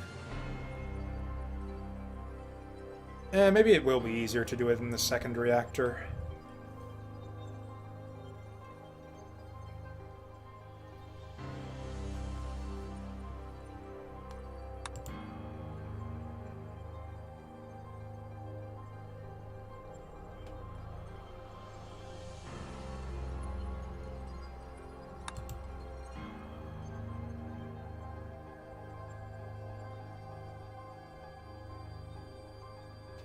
Yeah, this is probably the least elegant solution I've ever come up with for anything, but... Actually, that's not true. Some of the early puzzle solutions I had when I had no idea what I was doing were pretty silly.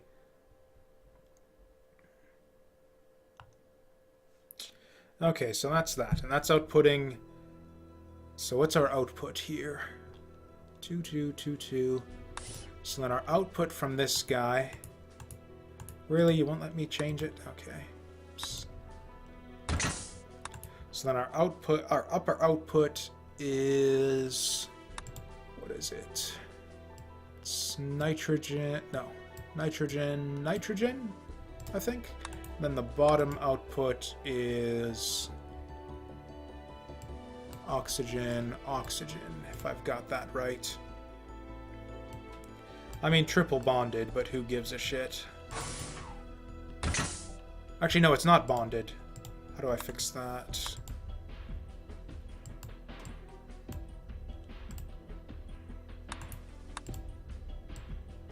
Okay, so that's what we're outputting. Can I specify the ratio?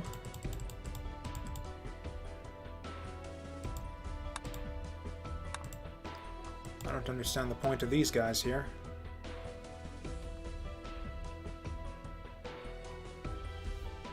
Or I guess it's if you want an uncommon element that's not up top there. Whatever. Okay, so that's what we're working with coming in here. And again, it's that same kind of 25-75 ratio.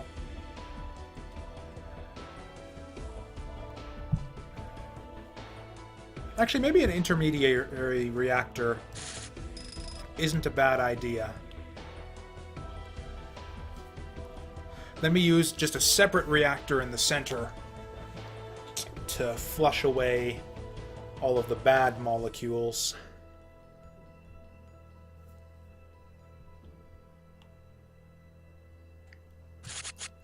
Then we get another factory. I did not think ahead much when it came to the placing of the factories.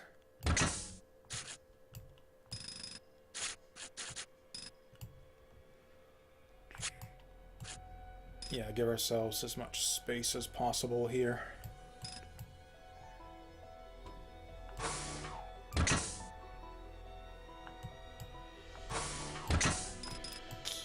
Okay, so the tubes aren't terribly efficient, but can we do this? Okay, so that'll work. It's pretty fucking ugly, but it'll work. You know what, there's no good reason to have this, like this.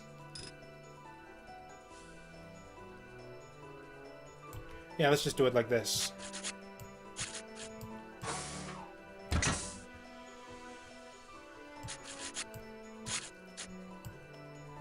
In fact, let's bring it back even farther.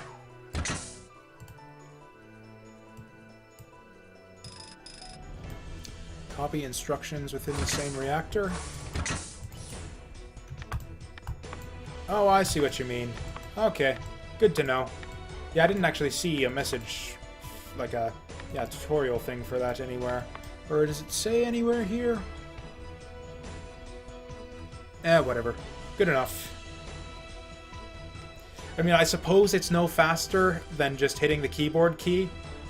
In fact, it's probably slower. Like if I want to put a bunch of grab drops, am I going to grab drop and then control, control, control? Or am I just going to grab drop, grab drop, grab drop? Yeah, it's actually faster to just keyboard click. Although, oh, okay, I see what you mean though. If you want to do something like this, yeah, that's what that's good for. Okay.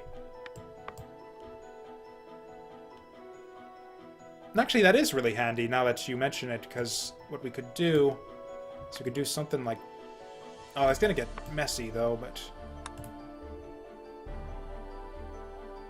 Oh, we can actually do the thing that I didn't think we could do. Yeah, yeah, highlight them all. Then these are all red. Okay, so yeah, that is actually really handy. So then we can copy this whole thing... turn it red, and yeah, just duplicate it. I don't think it's even worth having the red Waldo held up here, because yeah, we're going to be totally backed up after this reactor anyways.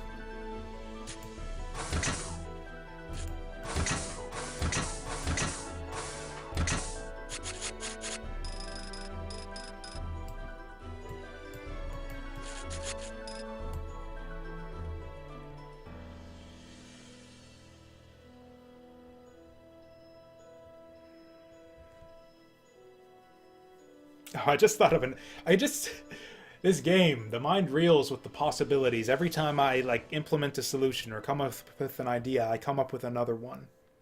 Like, for example, what if we only dumped one of the oxygen molecules in, like, what if we did what I originally said and output everything out the top, but we only dumped half as much oxygen. So it's like we put the oxygen right here on the border between the two of them, then we output the bottom one into the garbage, and then we output the top one up top. So then we'd be producing 2 nitrogen to every 1 oxygen. Then we could just sort of mediate them in the center reactor to get them out, you know, 1 and 1 the same way.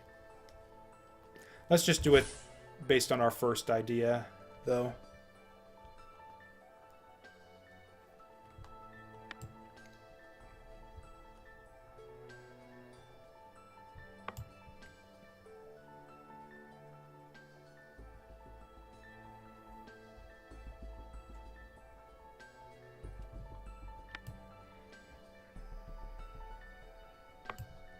I think I've got an idea here.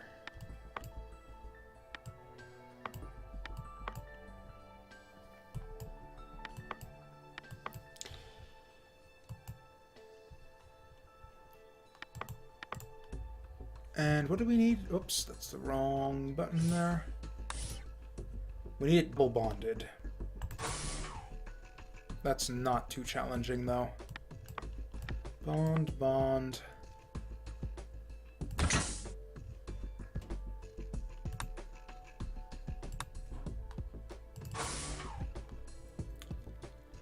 Okay, so we...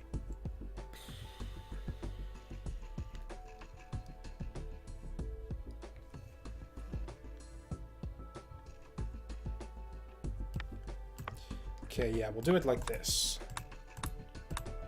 So we're gonna... We'll say that the red guy goes first. Okay, so we'll do it like this. So the idea I'm thinking here is that we do it sort of like we did in those tutorial ones, where we do them one at a time. So it's like the red guy will do the top one, the blue guy does the bottom one, and we move them up, bond, bond, and then we just output them both at once over here. So then in that case, we would get something like this. Then yeah, we would probably need a... Or actually, no, they'll be symmetrical, although we'll need something to account for the... Or even, no, this is our third reactor, though. This is our... Yeah, sorting reactor.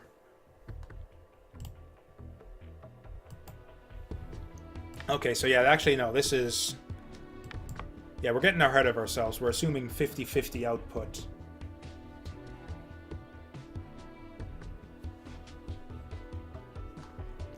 When really what we need to do is do something here to ensure 50-50 output in the other reactor.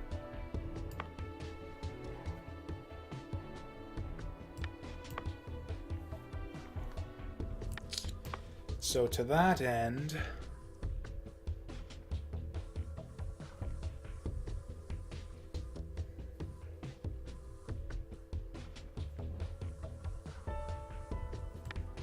Maybe we can do them one at a time. The one sensor limitation is tricky, though. I can see why they do it that way, because, like, what would you do if there were two sensors and there was something different on each sensor?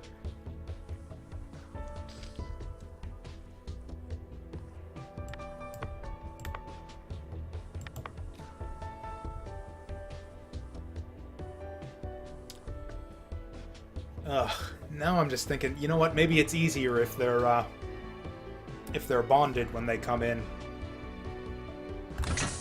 I think it's actually easier, yeah, if they're bonded when we bring them in. Because then we can move them around together. That's simple enough, though. We just remove a bond minus from each of these. Yeah, remove the bond minus, remove the bond minus. We could probably simplify things a lot more with this new restriction, with this new way of doing it. Yeah, so now we're outputting... Now we're outputting single bonded molecules, which will be easier to work with on this reactor here.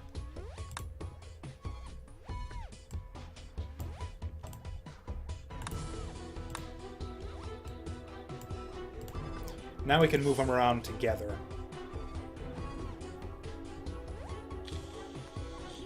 Okay, so what we're gonna do... I'm gonna throw asymmetric sinks, I think. Okay, so here's the basic idea. Blue goes up. Or you know what? I have to go to the bathroom. I'll be back in a minute here.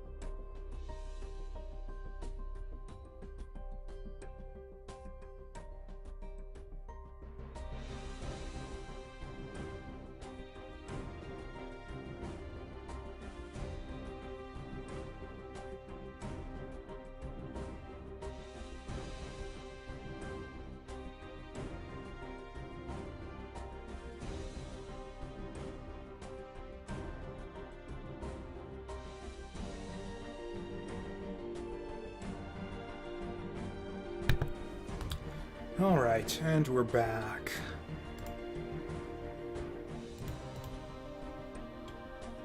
No new brilliant bathroom insights, unfortunately, except I was just reminded of how I said I wasn't gonna play this game much today. It is rather addictive, isn't it, at that?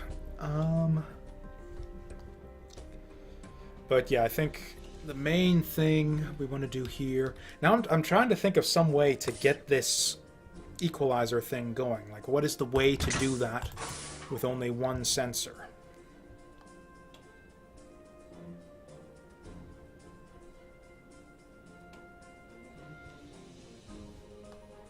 Well, okay, regardless... Like, what if we got it set up so that they... And also, why isn't it... Alright, yeah, this is the reactor we want. Yeah, so we got nitrogen. Double nitrogen coming in the top. Double oxygen coming in the bottom.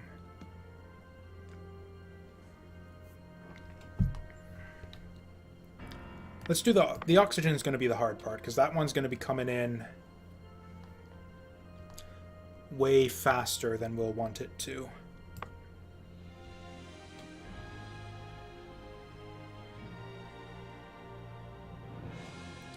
So this guy's going to sit here and wait for input.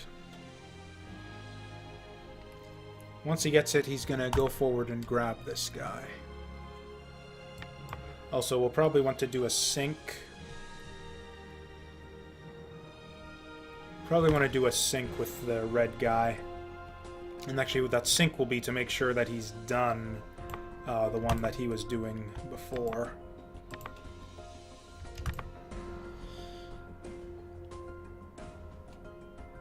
Although we need to make sure that the blue guy like isn't busy. Because yeah, we're going to be flushing these one at a time, and they're all going to be going through the top.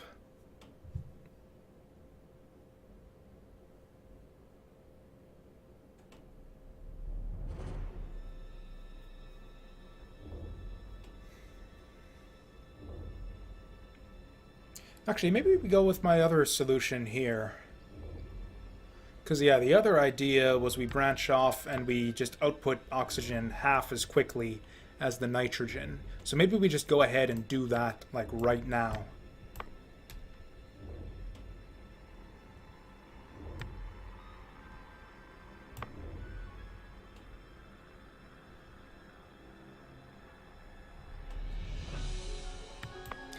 So yeah, something...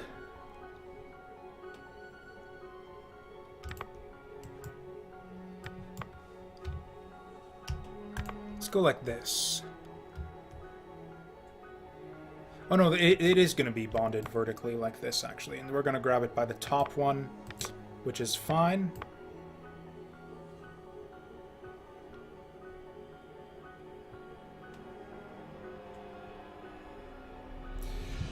Problem is, okay, then we need to somehow sync it up with the red guy so that they're not gonna collide or anything. But for now, we know that oxygen's coming in first, so we'll do that first.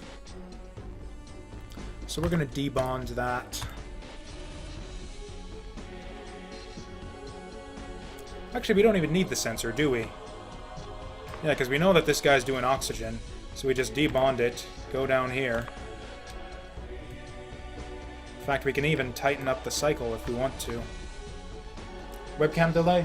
That usually means, or if it's just webcam delay, or yeah, that usually means that my audio's fucked up, so we'll probably have to restart the stream. I'll just check on the preview window here.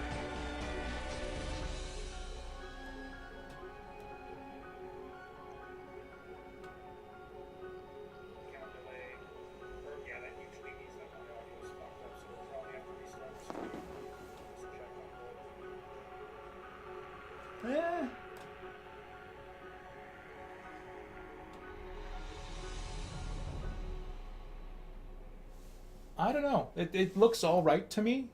There's maybe a bit of a delay, but there's not the the slowed down audio problem I've had before. Okay, 1, 2, 3, 1, 2, 3. Can't snap my fingers.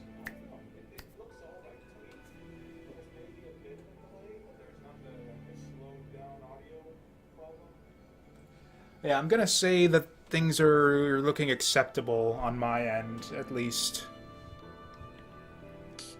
Oh, right, and yeah, we want to move it up here. Okay, so then we're gonna debond. We're gonna... Actually, no, we're gonna do the thing like I said earlier. We're gonna drop it before we debond it. I think that's the smart way to do this in general. Yeah, I think I should do more drop than bond, debond in my previous puzzle solutions.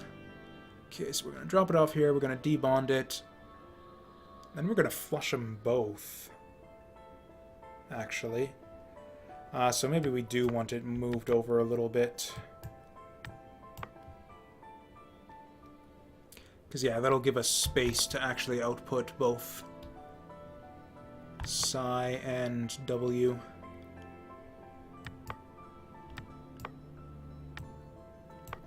And actually, yeah, we're gonna output psi first. Okay, so that should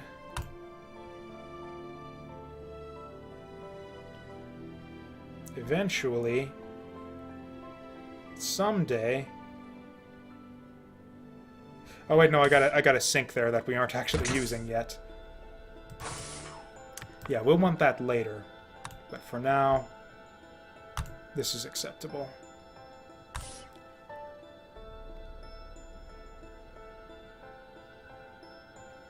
Oh yeah, and actually, so the way we're doing this, yeah, that's what we want.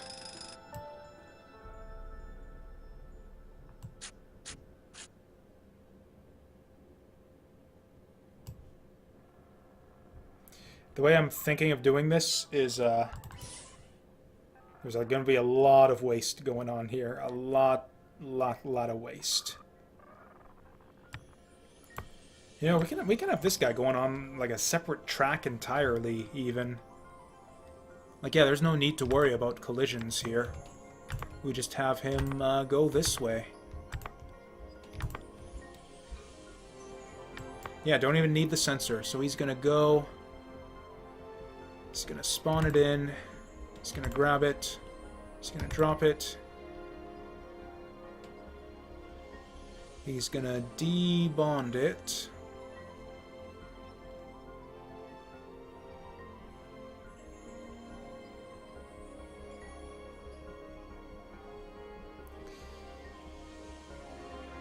No, but we want them all in the same spot, don't we? I mean, okay, maybe we drop out, maybe we just...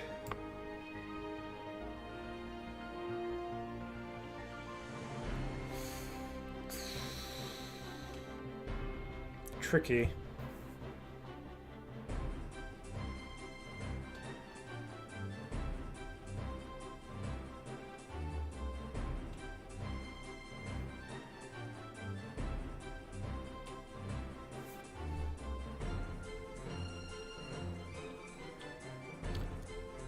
Well, okay, let's just do this, because, yeah, this is not going to be helpful. Because they're going to be spawning nitrogen on the wrong space there. Let me flush psi.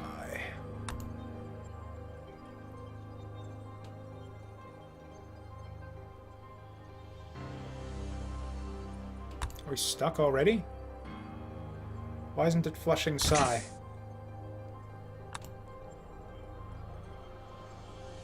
Oh, because there's only one pipe for there to, yeah, for them to go in. Okay, I guess we'll want a bit of a buffer then. Like a substantial buffer.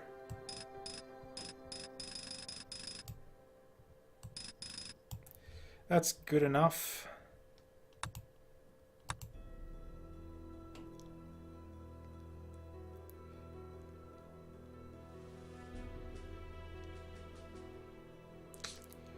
Yeah, problem here is now they're coming in like a random order.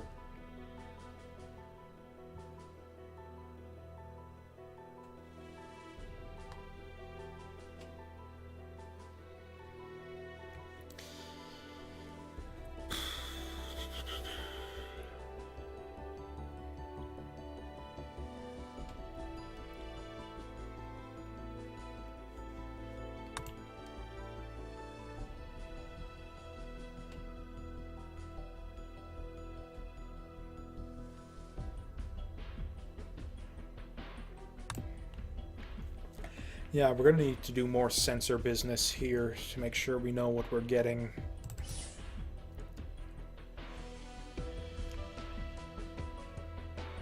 We're not doing enough with this reactor.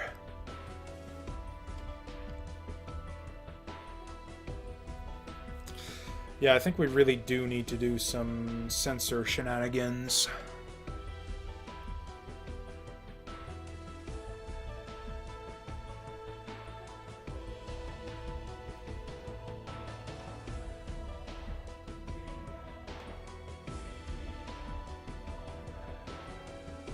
Okay, here's what we're going to... Okay, the new game plan here. Ugh, this kills me, but we're going to dump the... No, that's not going to work, because we can't ensure...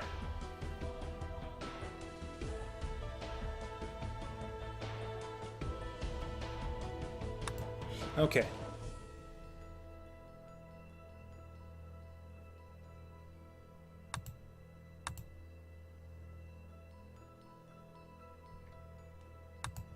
Okay, we actually want to do this differently. I'm going to drop this guy here, and we're going to put a sensor on here. And the idea is we are going to force it to alternate. Or rather, we're going to force it to send the nitrogen and the oxygen together.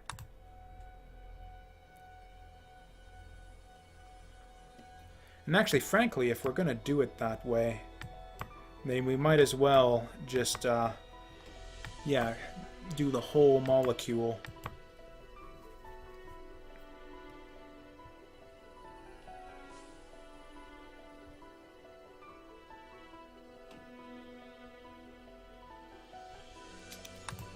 Something like this.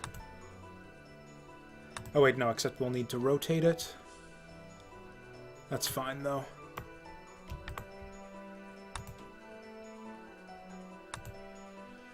Oh, that's the wrong symbol.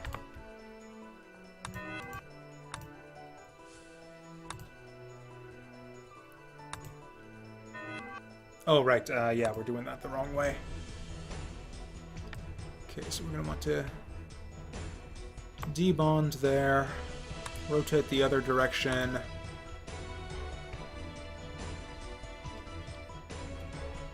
Then we just kind of leave them sit.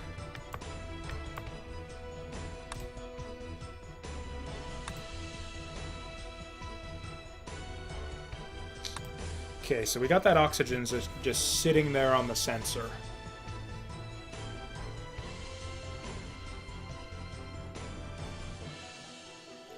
As long as the oxygen is just sitting there on the sensor, then... Okay. So if the oxygen is there on the sensor, so we're sensing oxygen. If we're sensing oxygen, then we just, yeah, don't want to fuck with any of this. And we're just going to go down to, yeah, just flush this guy down the toilet right here.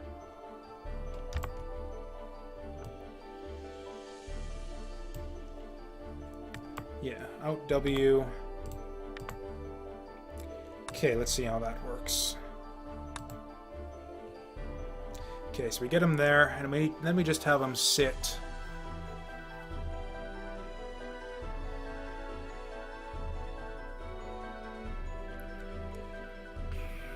Okay. Okay, so now we get the nitrogen coming in. Just gonna drop it, debond it, flush it. Except we kind of want it in a more convenient position.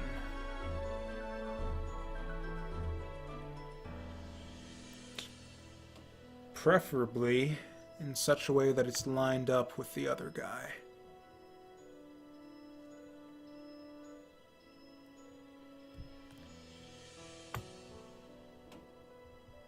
Okay, so we'll do the same thing. We'll rotate it.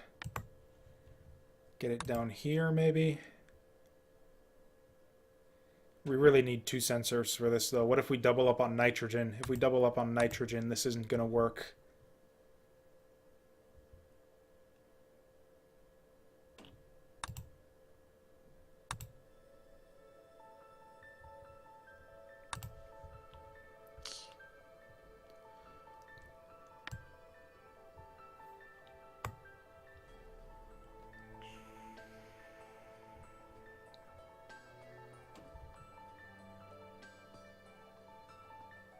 Okay, grab it by the inside molecule. Let's just dump all of this. We're going to grab it by the inside molecule. So we're going to put it in. We're going to grab it.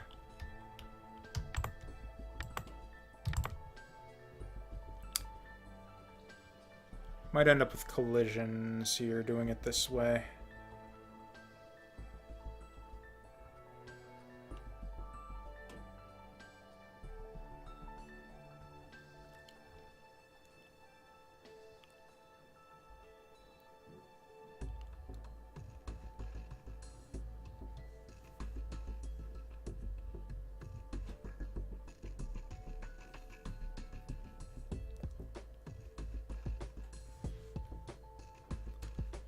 Okay, let's just assume they're not going to collide and see. Because in general, I don't think they will. We'll see. Start, bring it in, grab it. So that's going to go along these two spaces here. So we're going to want to rotate that pretty damn quick. Okay, so then that'll rotate it this way, which is bad. So we'll get it going the other way. So now he's going this way along here. I'm going to debond it here. Then, yeah, we're also going to grab drop. And then we go like this. And then we flush the top. And this will work as long as we don't ever get two nitrogens in a row and if they don't collide.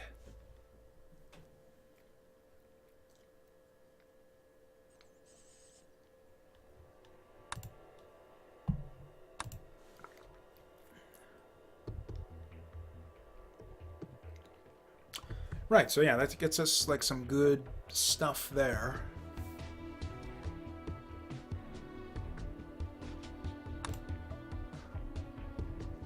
I mean, frankly, everything's waiting for everything else here. This is going to be like the most inefficient puzzle solution ever. Yep, we ended up with double nitrogen in the end. And we're backed up, but that's fine.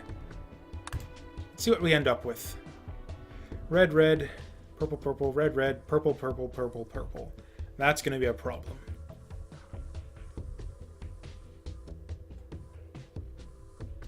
Or is it?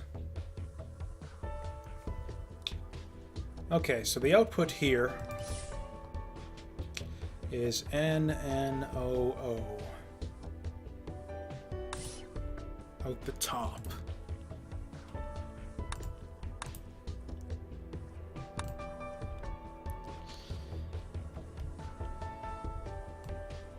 NNOO.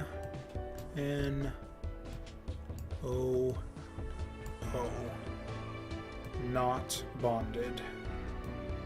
That's approximately correct, I think.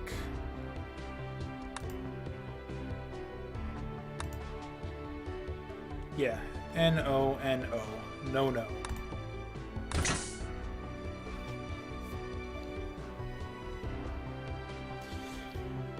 Then here, if we can somehow use the sensor to go through and set these up,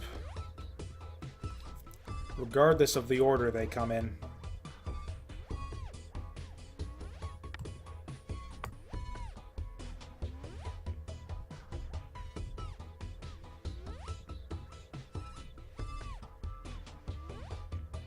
And frankly, I think we can. So we get this guy doing this one, and this guy doing this one. This is not going to be pretty.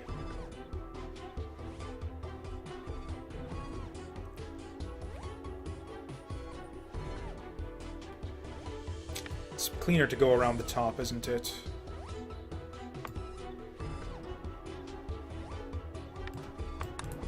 Right, so yeah, we get this guy starting down.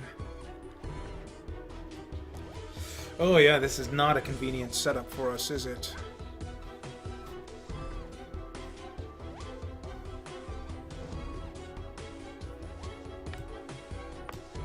Doesn't matter. We're gonna do like a big, wide loop here.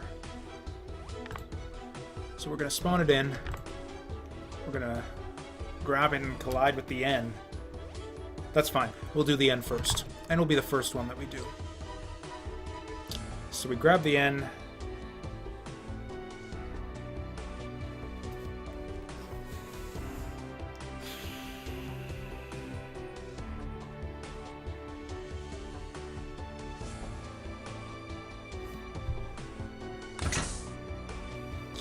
This isn't going to work at all.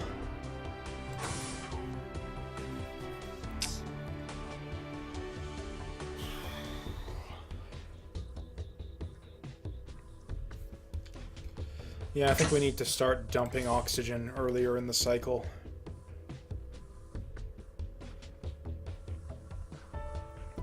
What more can we do with this reactor here?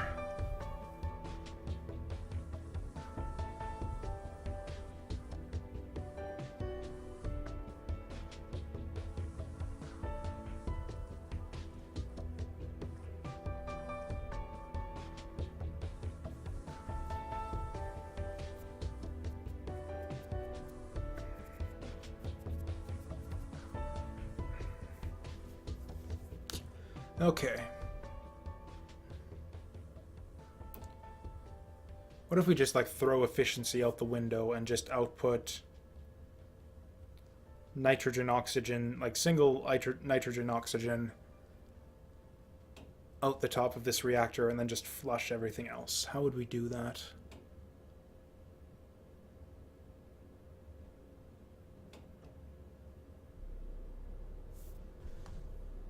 We can't really. I mean, this is a pretty clean setup we've got going here. Yeah, things are set up for us very nicely in this second reactor. I think we just need to...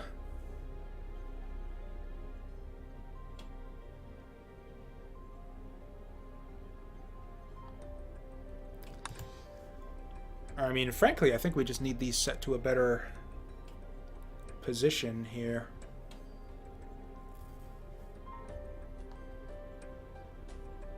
Like, what if we spawned them in, like, up top a little more? Just, like, move the whole... Okay, we can't move the whole thing up.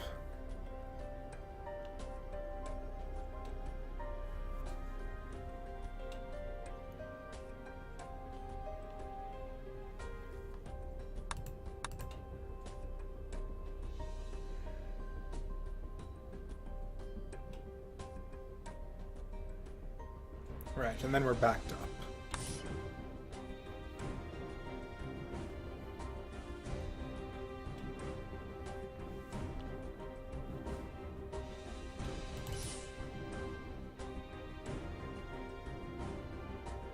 Also, where'd my red Waldo go? Is this just never gonna spawn in? Oh, you know what? It won't spawn it. Okay, I didn't realize that. This actually helps us a lot. This will not, I think it won't spawn them in until all of the necessary elements are ready.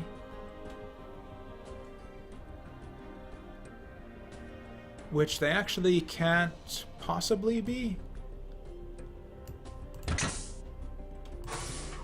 Okay, let's figure this out. Why? Oh, no, it's not spawning in alpha because we didn't put anything in alpha. Okay, let's see what happens when we say in alpha. Because I don't actually know how this works when you're inputting multiple single molecules.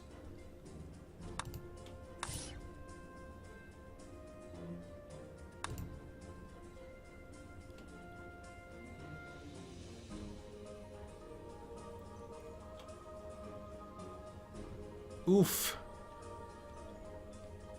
Right, it only inputs them one at a time.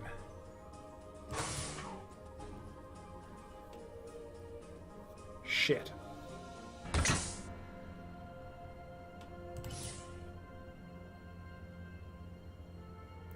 Ugh, if that's the case, then we don't even want them debonded.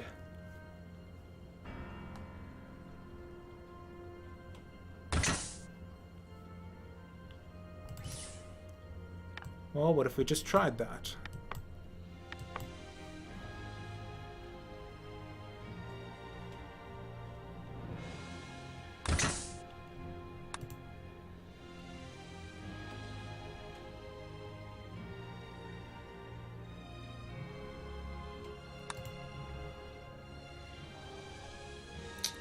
So if this is the way we do it... we're going to want to set this up differently. So what are we actually outputting here?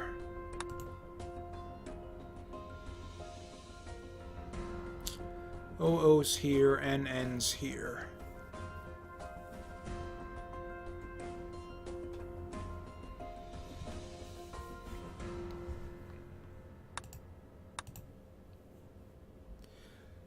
Okay, so connected OONN out the center.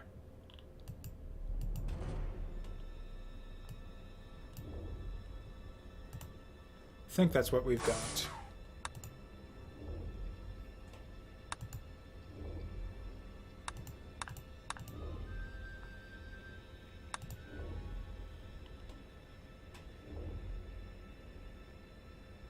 We actually do I think we actually do want a sensor here.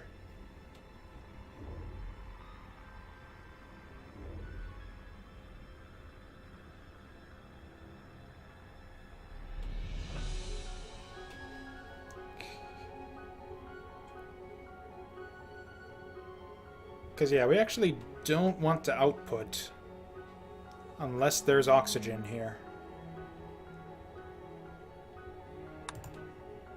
Okay. So we put a sensor here, triggering on that oxygen. Then what we're going to have him do is he'll just loop around forever, waiting for that oxygen. And that should get us that lovely little 1-2, 1-2 spread that we want out of this.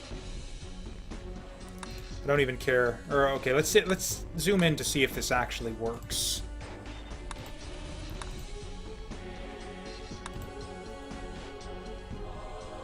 Oh wait, no, except that that's the exact opposite of what we want.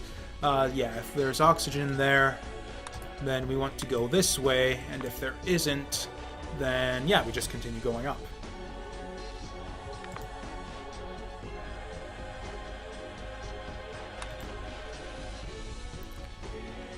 Okay, 1 oxygen. Okay, so he's gonna drop it there. There's oxygen, so he's gonna go. Okay, we'll wait till we get double nitrogen.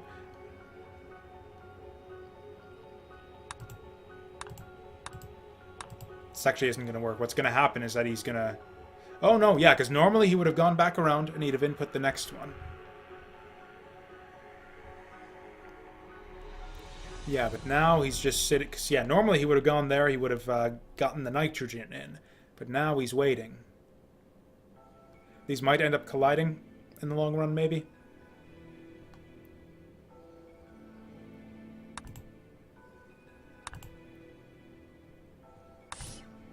Okay. Ooh. Purple. Or no, that's just because we output that one. Oh no, the order's still all fucked up, though. Purple, red, purple, purple, red, red, purple, red, purple, purple, red, red, purple, purple, red, red, purple, red. What determines the order that they get output? Okay, what if we set it up so it doesn't matter?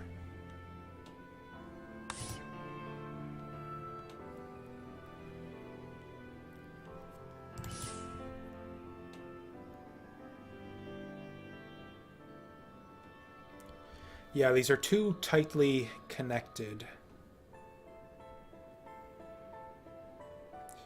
So we need to do something similar to this, but we want to just move the whole works upward a bit. I think we're going to have to redo this. Okay, so new plan. We start it that way.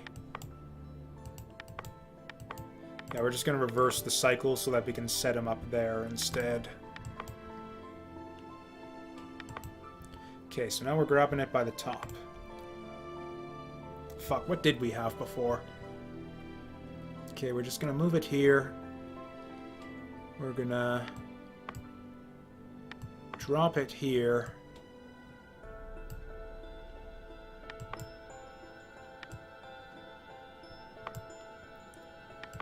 Fuck, how did we do it? Okay, we're gonna flush it.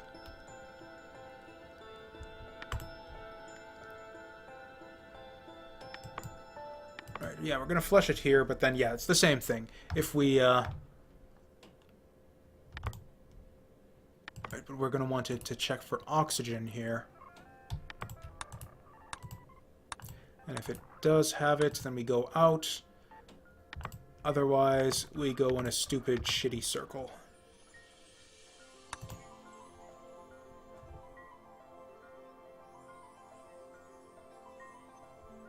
Okay, yeah, but I forgot the rotate, but yeah, that's the basic idea.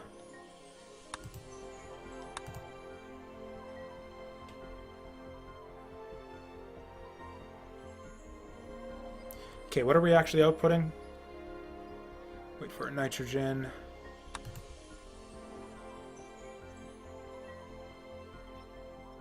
Looks bottom to top, maybe?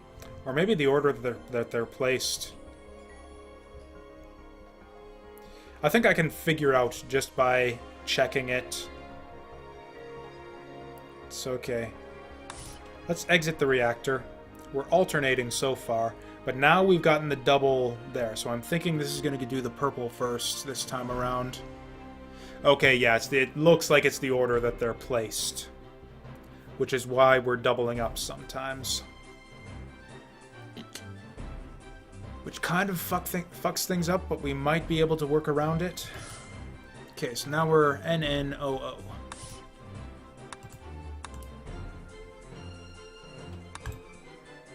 Okay, so we're just, yeah, moving these guys up.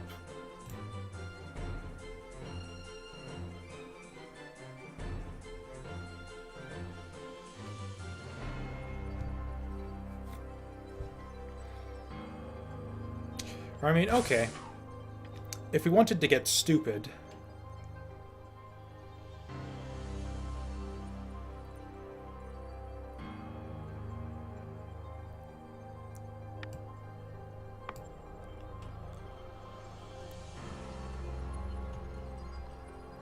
Do I want to get stupid? No, but if we're using the sensor, then we can't do what I want anyways. Or can we? Not really, no. I was thinking maybe we bond the whole thing together just to make sure that it outputs all at once.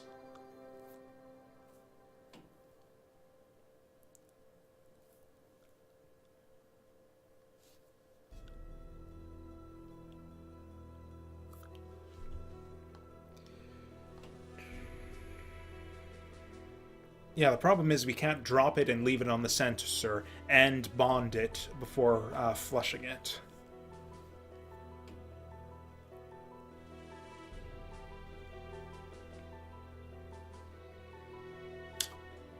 Oh.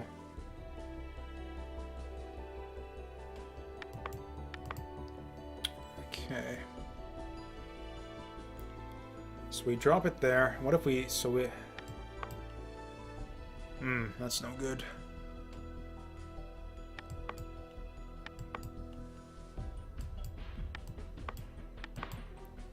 Oh, now we do want it the way that we had it before. Fuck.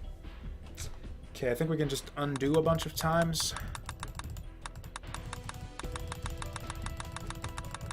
Because it seems to have like a really, really long undo memory. Like it even like remembered my undos between sessions, it looked like before.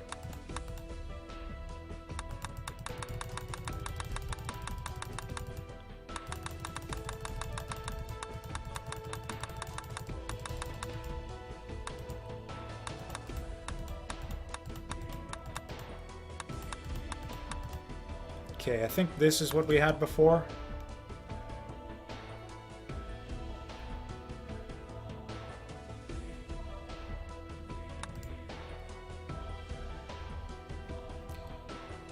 Yeah, and then if we just bond it before we flush it, then yeah, that'll get us a nice big stupid molecule to work with.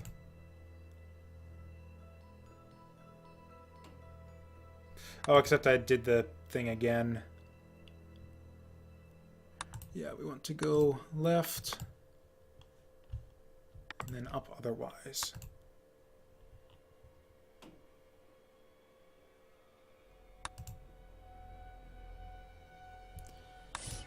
Okay, so we're outputting something completely different yet again, but at least it'll be consistent.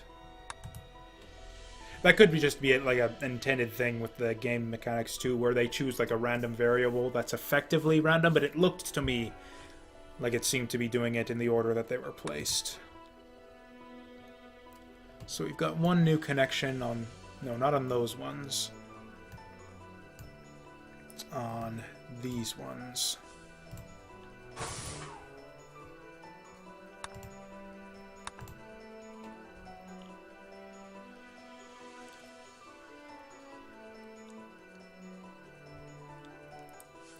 Okay, and then from this, I think it's quite plausible that we'll be able to make a double NO from that. This is going to be an extremely inefficient solution, but fuck it.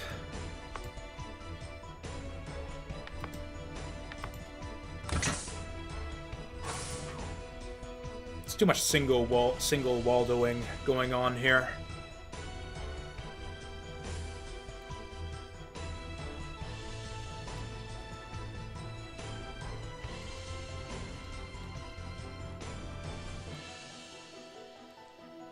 Like, I don't know, I guess we could get the front end going a bit faster. Let's just...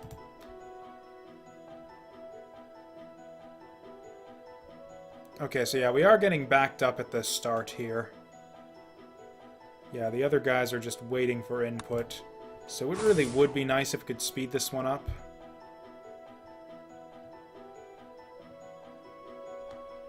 What was this even again? Oh, right, yeah, this was the way to, Okay, you know what? We're not gonna fuck with it right now, though. We're getting closer on the solution. So let's just, solve first and then optimize after.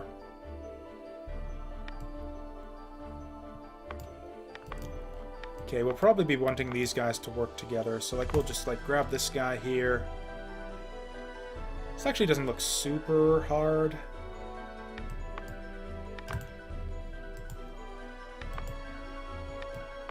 So we'll probably want the blue guy helping out a bit. And yeah, we don't need any sensors or anything here. This is going to be reasonably simple.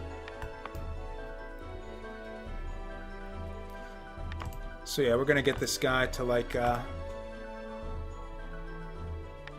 Okay.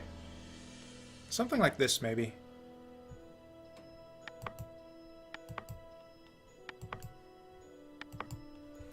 Okay. So we can get him to bring it up here. Actually, we probably want him to break it apart like this. There's no randomness at all to this, so I don't think we need the sensor.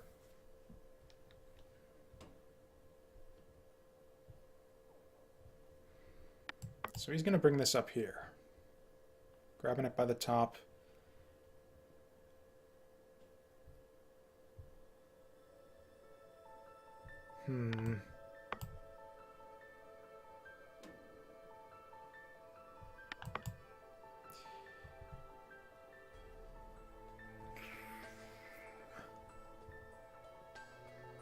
Okay, let's drop it here. Drop it there, break all the bonds. That's not good, though, because we want to preserve some of the bonds. So what if we get like a something like this?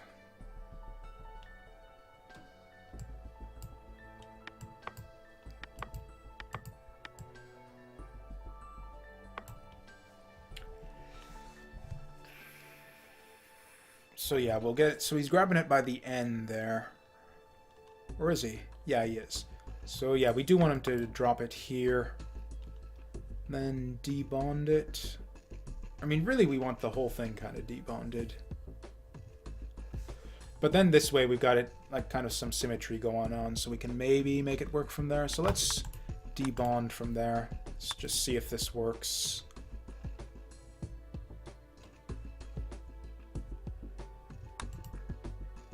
Oh, whoops, I accidentally put an extra grab drop.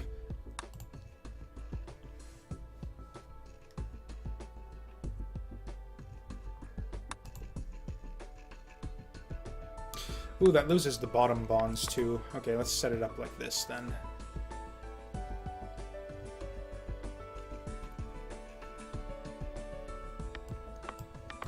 Actually, this is pretty decent too. So then we're going to end up with linked N up top and the linked O's on the bottom.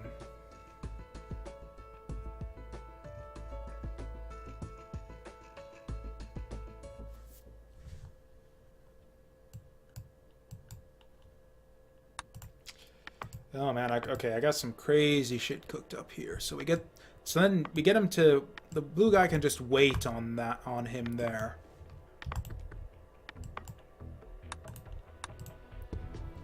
Yeah, get the blue guy to just wait here for like a sink or something. Then he's gonna come in. I keep forgetting what we end with here.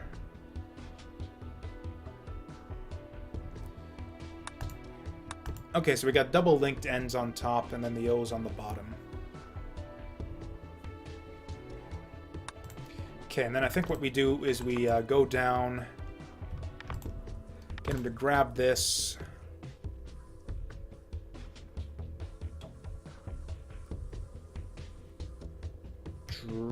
Grab it there, drop it there, debond it.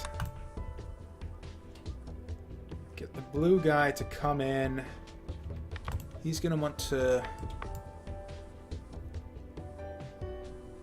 Then there... Okay, let's have the red guy sink after this.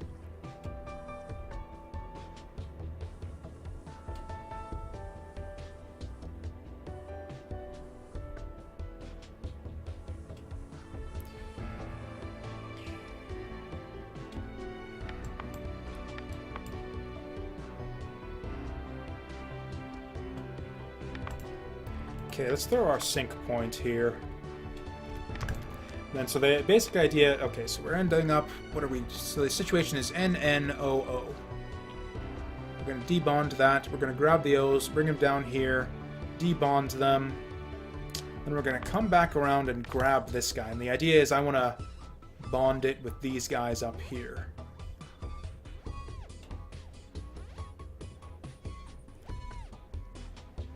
Oh, the problem with that, though, is that they're not going to be... Maybe we do want the whole thing debonded.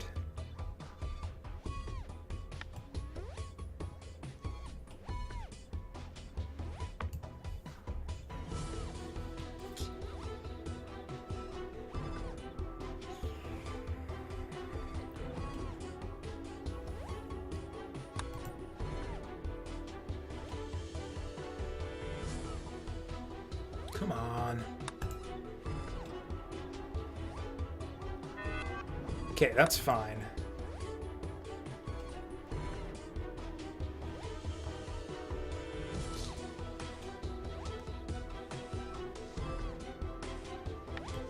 Okay, we throw the sync point here, get him going a bit early, and then we get the blue guy to work real fast. It's gonna do something like this. Oops. Something like this. Or he's gonna need the sync point first.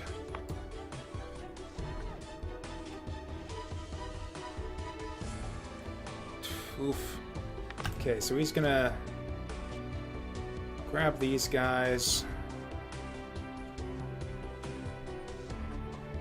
Okay, so they're linked.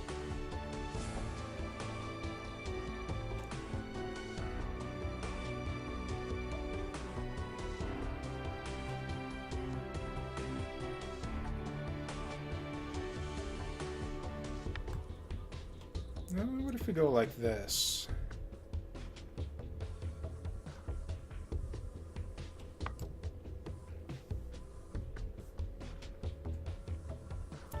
Okay, we get the blue guy to rotate them. Because, yeah, these guys are sitting here. There's not much we can do with those, but we can reuse this bonder here.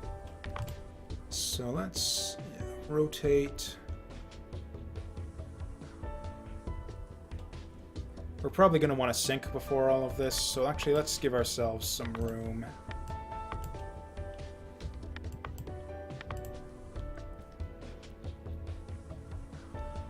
Okay, so we come through here. Can we grabbing this guy.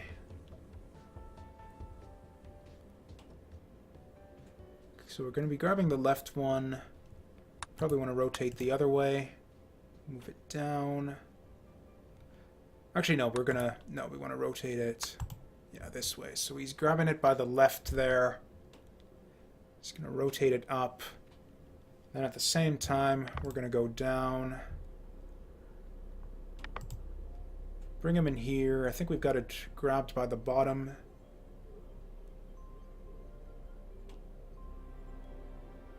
So we're gonna we're gonna drop it here, and then we're gonna debond it.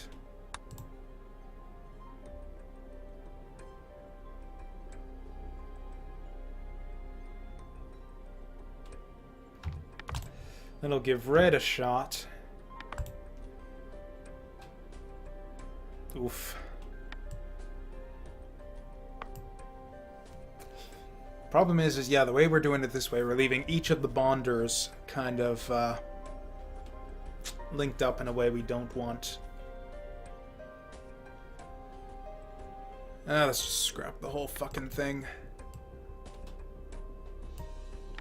Yeah, but I don't think this is going to be the way to do it. We need a better way to place these bonders.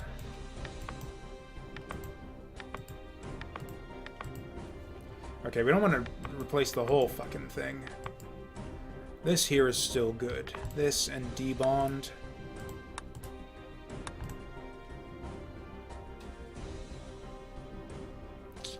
Actually, maybe this is fine.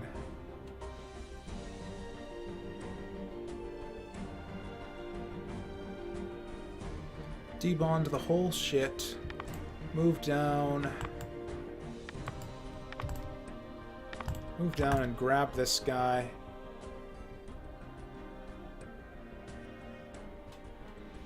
Oh, the problem is we need to rebond them. Maybe that's not a problem, though.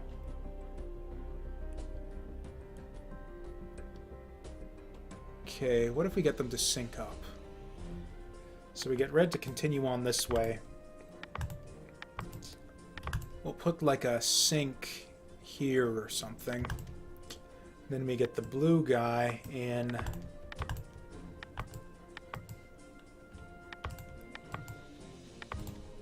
To also grab this guy.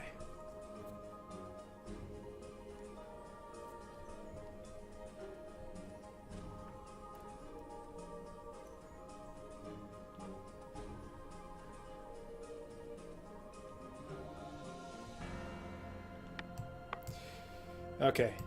We're getting silly now. Okay, so we get this guy to grab the O. This guy to grab the N. Then we just like pull him out to the side. Just get him out of there.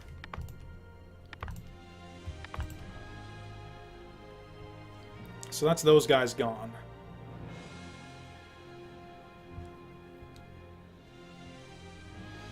So then blue guy's here, so it's those guys gone. We can do a sync here for, let's say, the red guy. Get the blue guy to come in. Okay.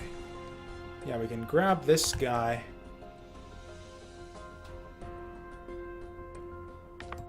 Come on down.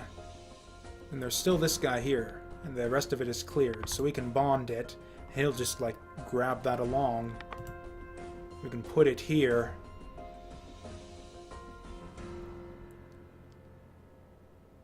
Oh, except we need it triple bonded.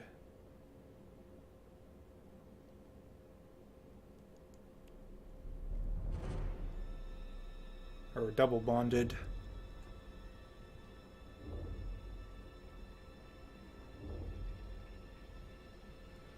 Okay, bond with that.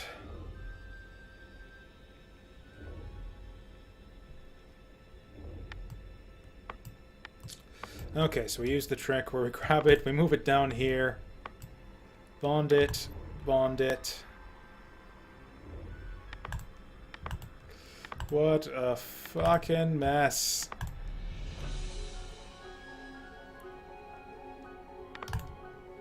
Then we drop it here, or something, and then we flush it, and then we somehow get it back to our starting point.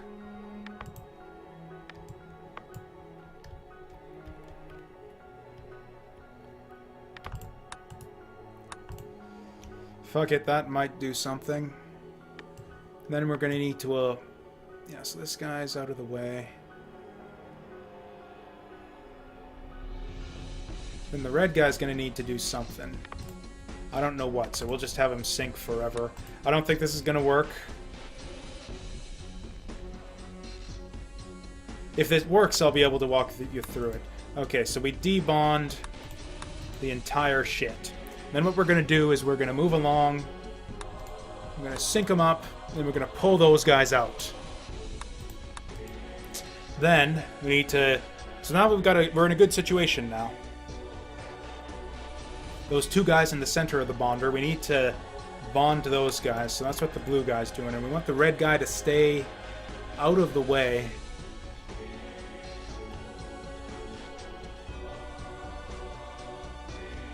Or actually, you know what? Okay, well, we'll let this continue. So then the blue guy's going to go along.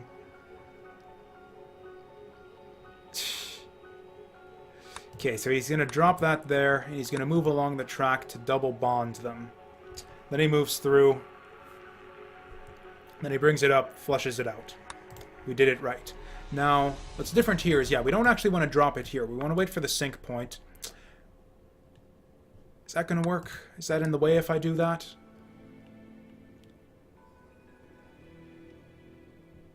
No, it isn't, because, yeah, the blue guy drops his thing. Okay, so now we're going to wait for the blue guy to be done with this. But yeah, he's going to stop that, so then he's going to put those out. Then once he's done with them, we get the red guy. Oh, the red guy's going to be trickier, though, because the red guy...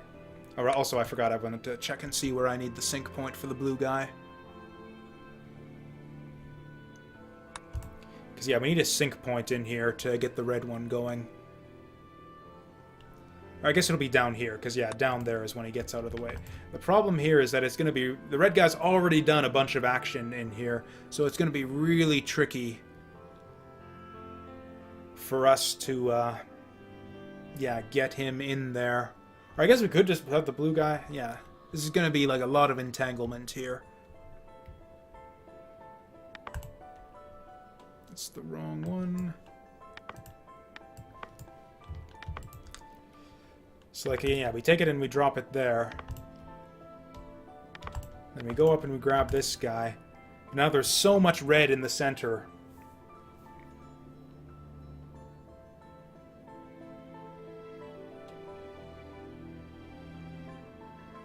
There's so much red in the center that we can't just bring this guy through.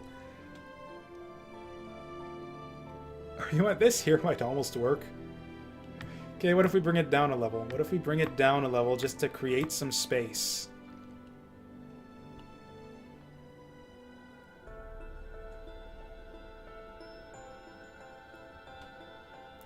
So if that's the case, I'm going to want to bring this guy down further too.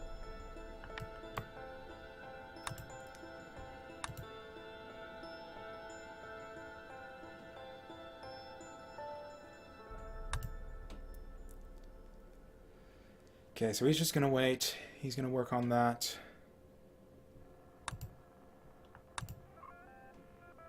So does this help us at all?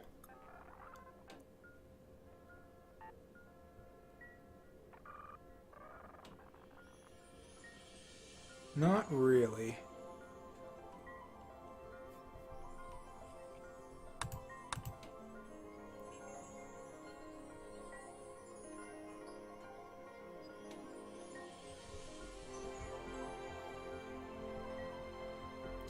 Okay, so that's the situation. We need to, yeah, we need to get the red guy to... Maybe we can use the sensor. Because, yeah, we're bottlenecked by this red guy doing his thing anyways. So what if... What if we put a sync point, like, right here, a sync point right here, and we put the sensor there? So then if there's nitrogen on there, then we can do a switch.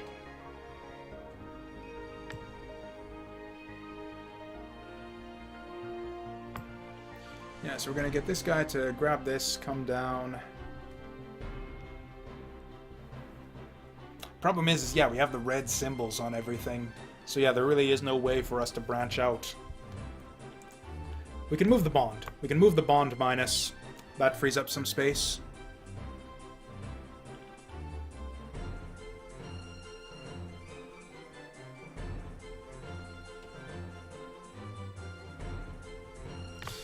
Okay.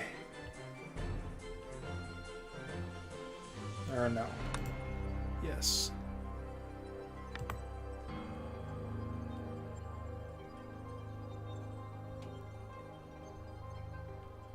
Oh, except we need to bond it somewhere along the way. So we grab this here, put it there. Then we need to bond. Oh, shit.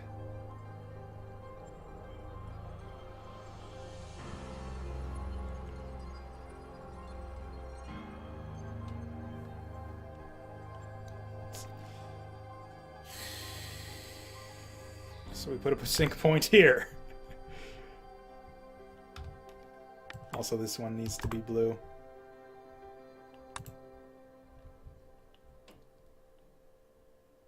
It would really be better to just go back and rethink my entire approach to this at this point.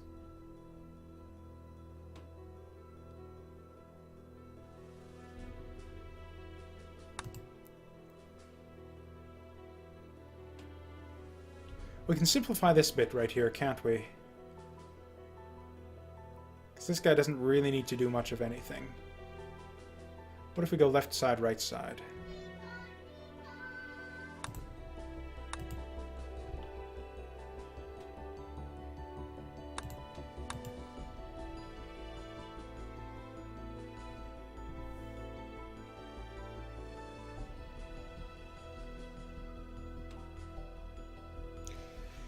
Yeah, I don't think this is going to work. This is way too complicated. I think a better approach would be to split it in the center like I did before, using just one of these guys.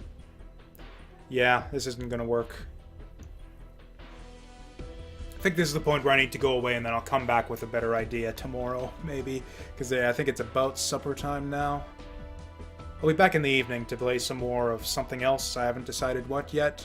Maybe that'll be it. I'll take a supper break, and then after supper, I'll spend some time trying to get Kirby's Dream Land 2 set up, and then maybe we can do that, or maybe I'll decide on something else.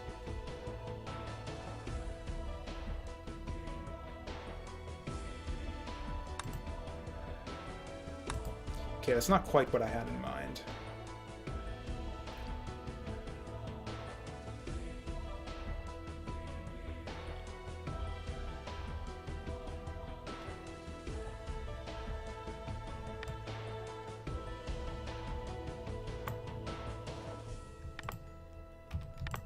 I think I might have something here, though. This could be really funny if this works.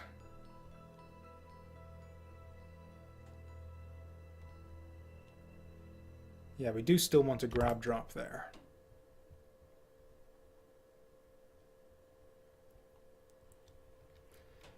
Okay, and then we put a sync point here for blue. Then what we're going to do is we're going to get the red guy to signal the blue guy to bond at the right time. Okay. So the blue guy's done pretty much everything he needs to. Okay, so we sync that there. So we're going to drop that off. And then once we get here, that's the blue guy's signal to go. I'm going to grab this, and then we want to bond it right here. We want to bond. And then he's... okay. So we want to bond right there. Then he's going to drop it there, and he's going to grab it back. He's going to go up along here, and that's where we branch off.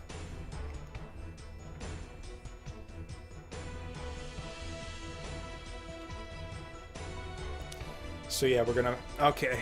I really wish I could place these... yep, that was Bellringer Angel. That's my ringtone. Which is actually, that's probably my signal that, yeah, supper is here. Man, I can't interrupt this solution, though. Okay, so if we got... So we're going to want to... Okay. So let's get this right. We want a bond plus here. Grab, drop. Probably going to want to move the sink down here. Then we're going to get the signal here.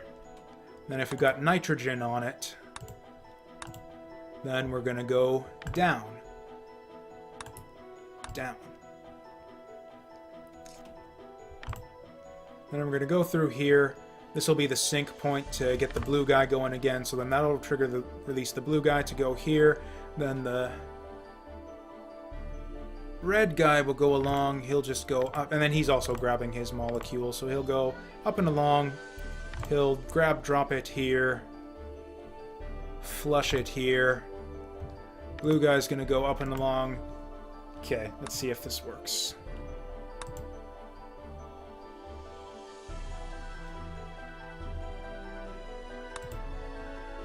Okay. Debond. Move it. Sync it. Move. Bond. Bond. Oh yeah, that's right. We need it double bonded, don't we? Motherfucker! We need it double bonded! Oh, we're so close. I think. Let's see if this even works. Okay, so we're going to grab it.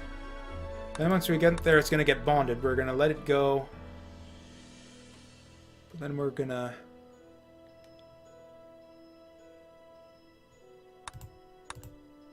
Okay, that's fine. We just get the blue guy to bond it there. And then sync on the one above it. Okay, so we're synced up. That's your signal to release that guy. Pretty close, though. We just get him to grab, drop it a little bit further up. Also, we need to move the sync point up, and we need a second bond.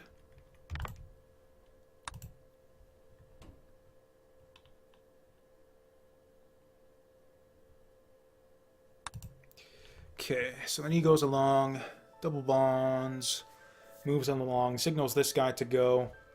He's going to set that there. He's going to move along, signal the other guy to move, and double bond it. That's the sync point. Grab and out, and grab, drop, and out. And yeah, he's synced there anyways, so yeah, that is... Then we're... All of that time, and we're still waiting on the other guy.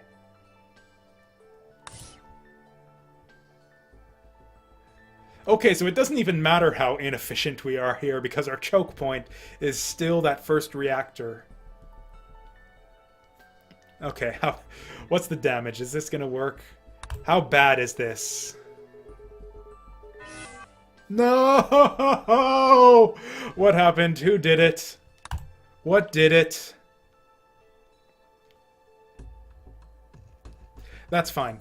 We just do, like I said, and we get a sync point. Which one is this? Alright, this is our one that outputs these guys here. So these atoms are colliding.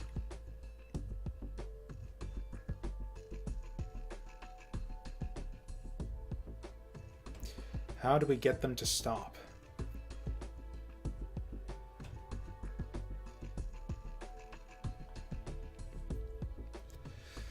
Ooh.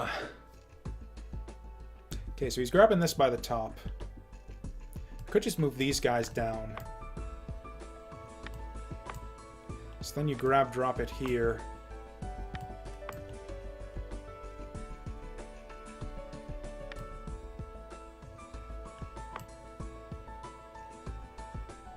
Okay, let's undo it and see what we're actually working with here. Okay, so we want to move this guy down, and do the grab drop up here, and then sort of bring it along.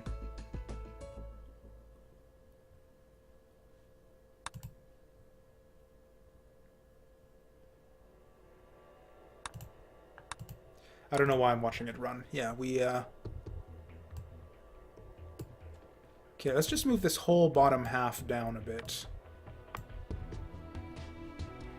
Not this one.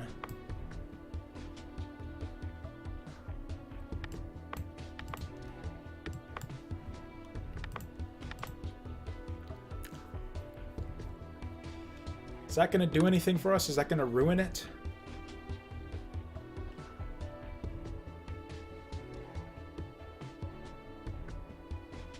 Okay, we can actually rotate that a lot sooner.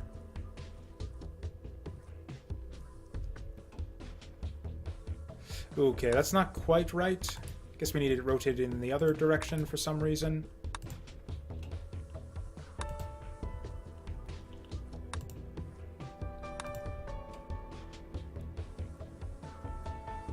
How did that work in the first place?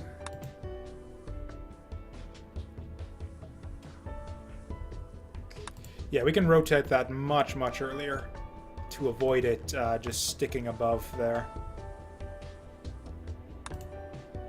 I think that'll solve the collision we had.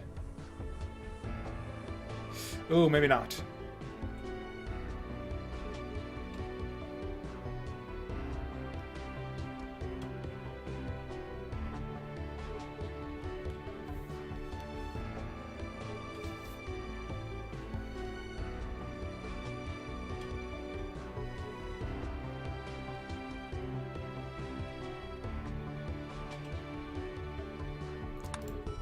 They're gonna collide? They can still collide right here. Yep, we got overlap. That's fine, though. Oh, no, it's not. Okay, so we grab it there. Oof.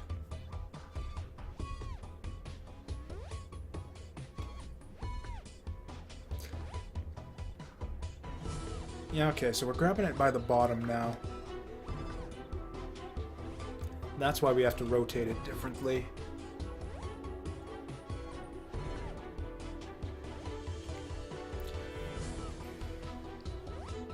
You know what, we're grabbing this one by the bottom, or no, by the top we are. If only I had time to rotate this guy. Okay, so we spawn it in, we grab it. We move up, but that sticks it out of there.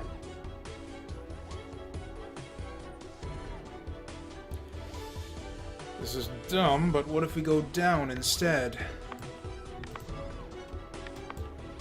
Down and rotate it, and then over and up and right. Again, inefficiency, but that prevents the collision. Oh. What happened there? Oh, because we're crossing the in point. That's fine. We just go like that, and that even makes it a little bit neater.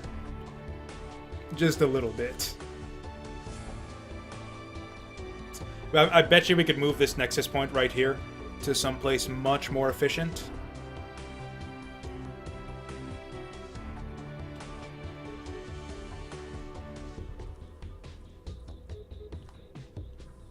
Okay, so they're not colliding anymore. What collided there?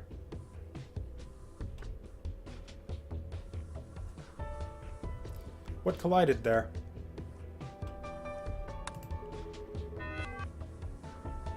Oh, they're both moving into this space.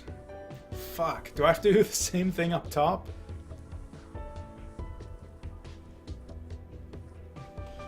There's a simpler way to do this. What if we just, No, because it has to be broken apart up top there.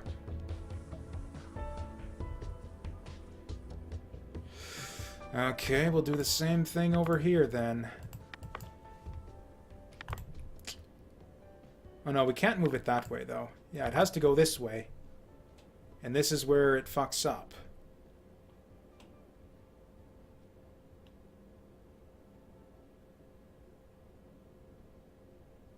That's fine. We rotate down here. I think this is even worse. I think we've made this worse. Now we're sharing this square here. Oh, unless we move these guys over, and then we bring this guy up on this side. There, and now I think their rotations are completely separated. Hey, we even beat the curve here. Holy shit. Oh my god. Oh, we are nearly at the top of the symbols used leaderboard too. Look at that. We're number 1. Oh, hey, I even beat Ruick, and yeah. You're a little ways ahead of me, I see. Triple efficiency. I see obvious ways to fix this, though. Yeah, I see obvious ways, or not obvious ways to fix it, but obvious strategies that could be used. Because, yeah, we're obviously losing a lot of time here, because this one's super inefficient. We can probably bring in the red Waldo to speed this up dramatically. We could even probably just tighten up the lanes to speed that up. Because this is, in terms of production, yeah, like nothing is stacking up here. So our bottleneck right now is actually that first reactor.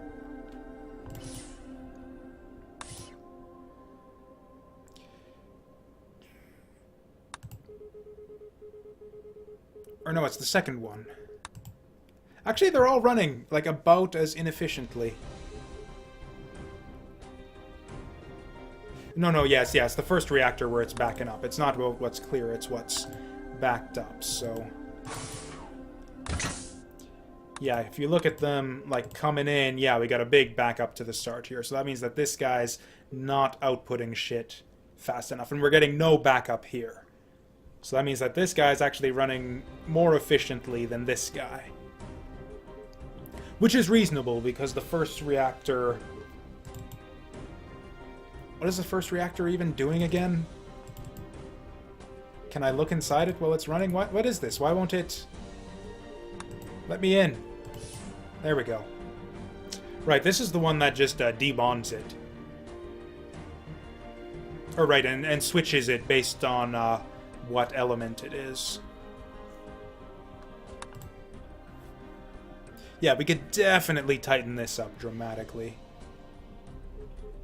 And it's processing them one at a time. Like, we could literally double the speed of this thing just by having the red one going behind it and doing the same thing. So yeah, crazy puzzle, but we did manage it. I will take a quick peek at the next one. Oh, well, at least the story's short.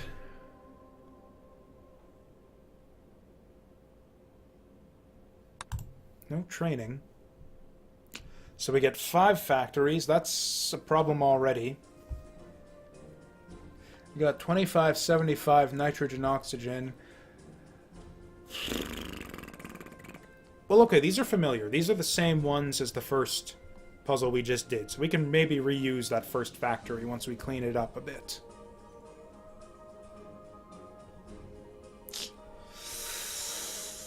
With that said... We don't even need the CL.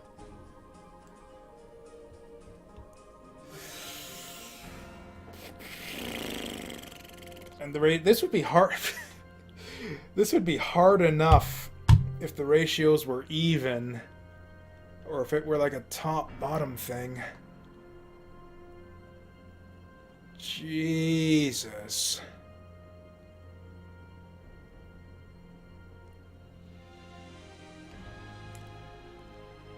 So we're producing more H than we need. We only need 1 H. We're producing a bunch of O's. I think we actually do want to reuse one of our factories from the first one. We just create like a little NO dividing factory. And then just pump it into the next one.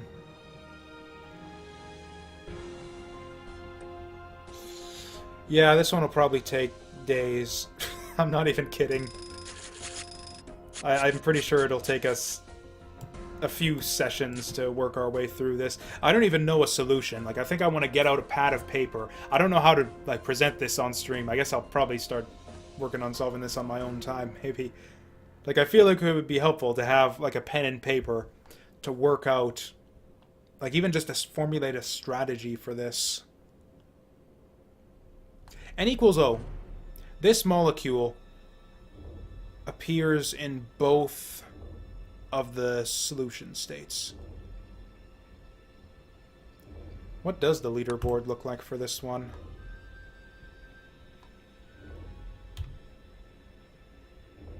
Oh, look at that. Yeah, so it's like the median solution for this one is like 4K, whereas it's like just over 2K for this one. Yeah. But yeah, probably what I'm going to do is I'm going to mull over the solutions we've done already overnight and think of ways to tighten those up a bit. God. Anyways, my supper's probably getting cold. Oh, excuse me. So yeah, that is it for today's, or not today's stream, but for this afternoon's stream. I'll be back in, I don't know, some number of hours with some game of some description to play. I haven't decided what yet, but yeah, I'll go eat and think of something. Thanks for watching, and yeah, I guess I'll see you guys in like an hour or two.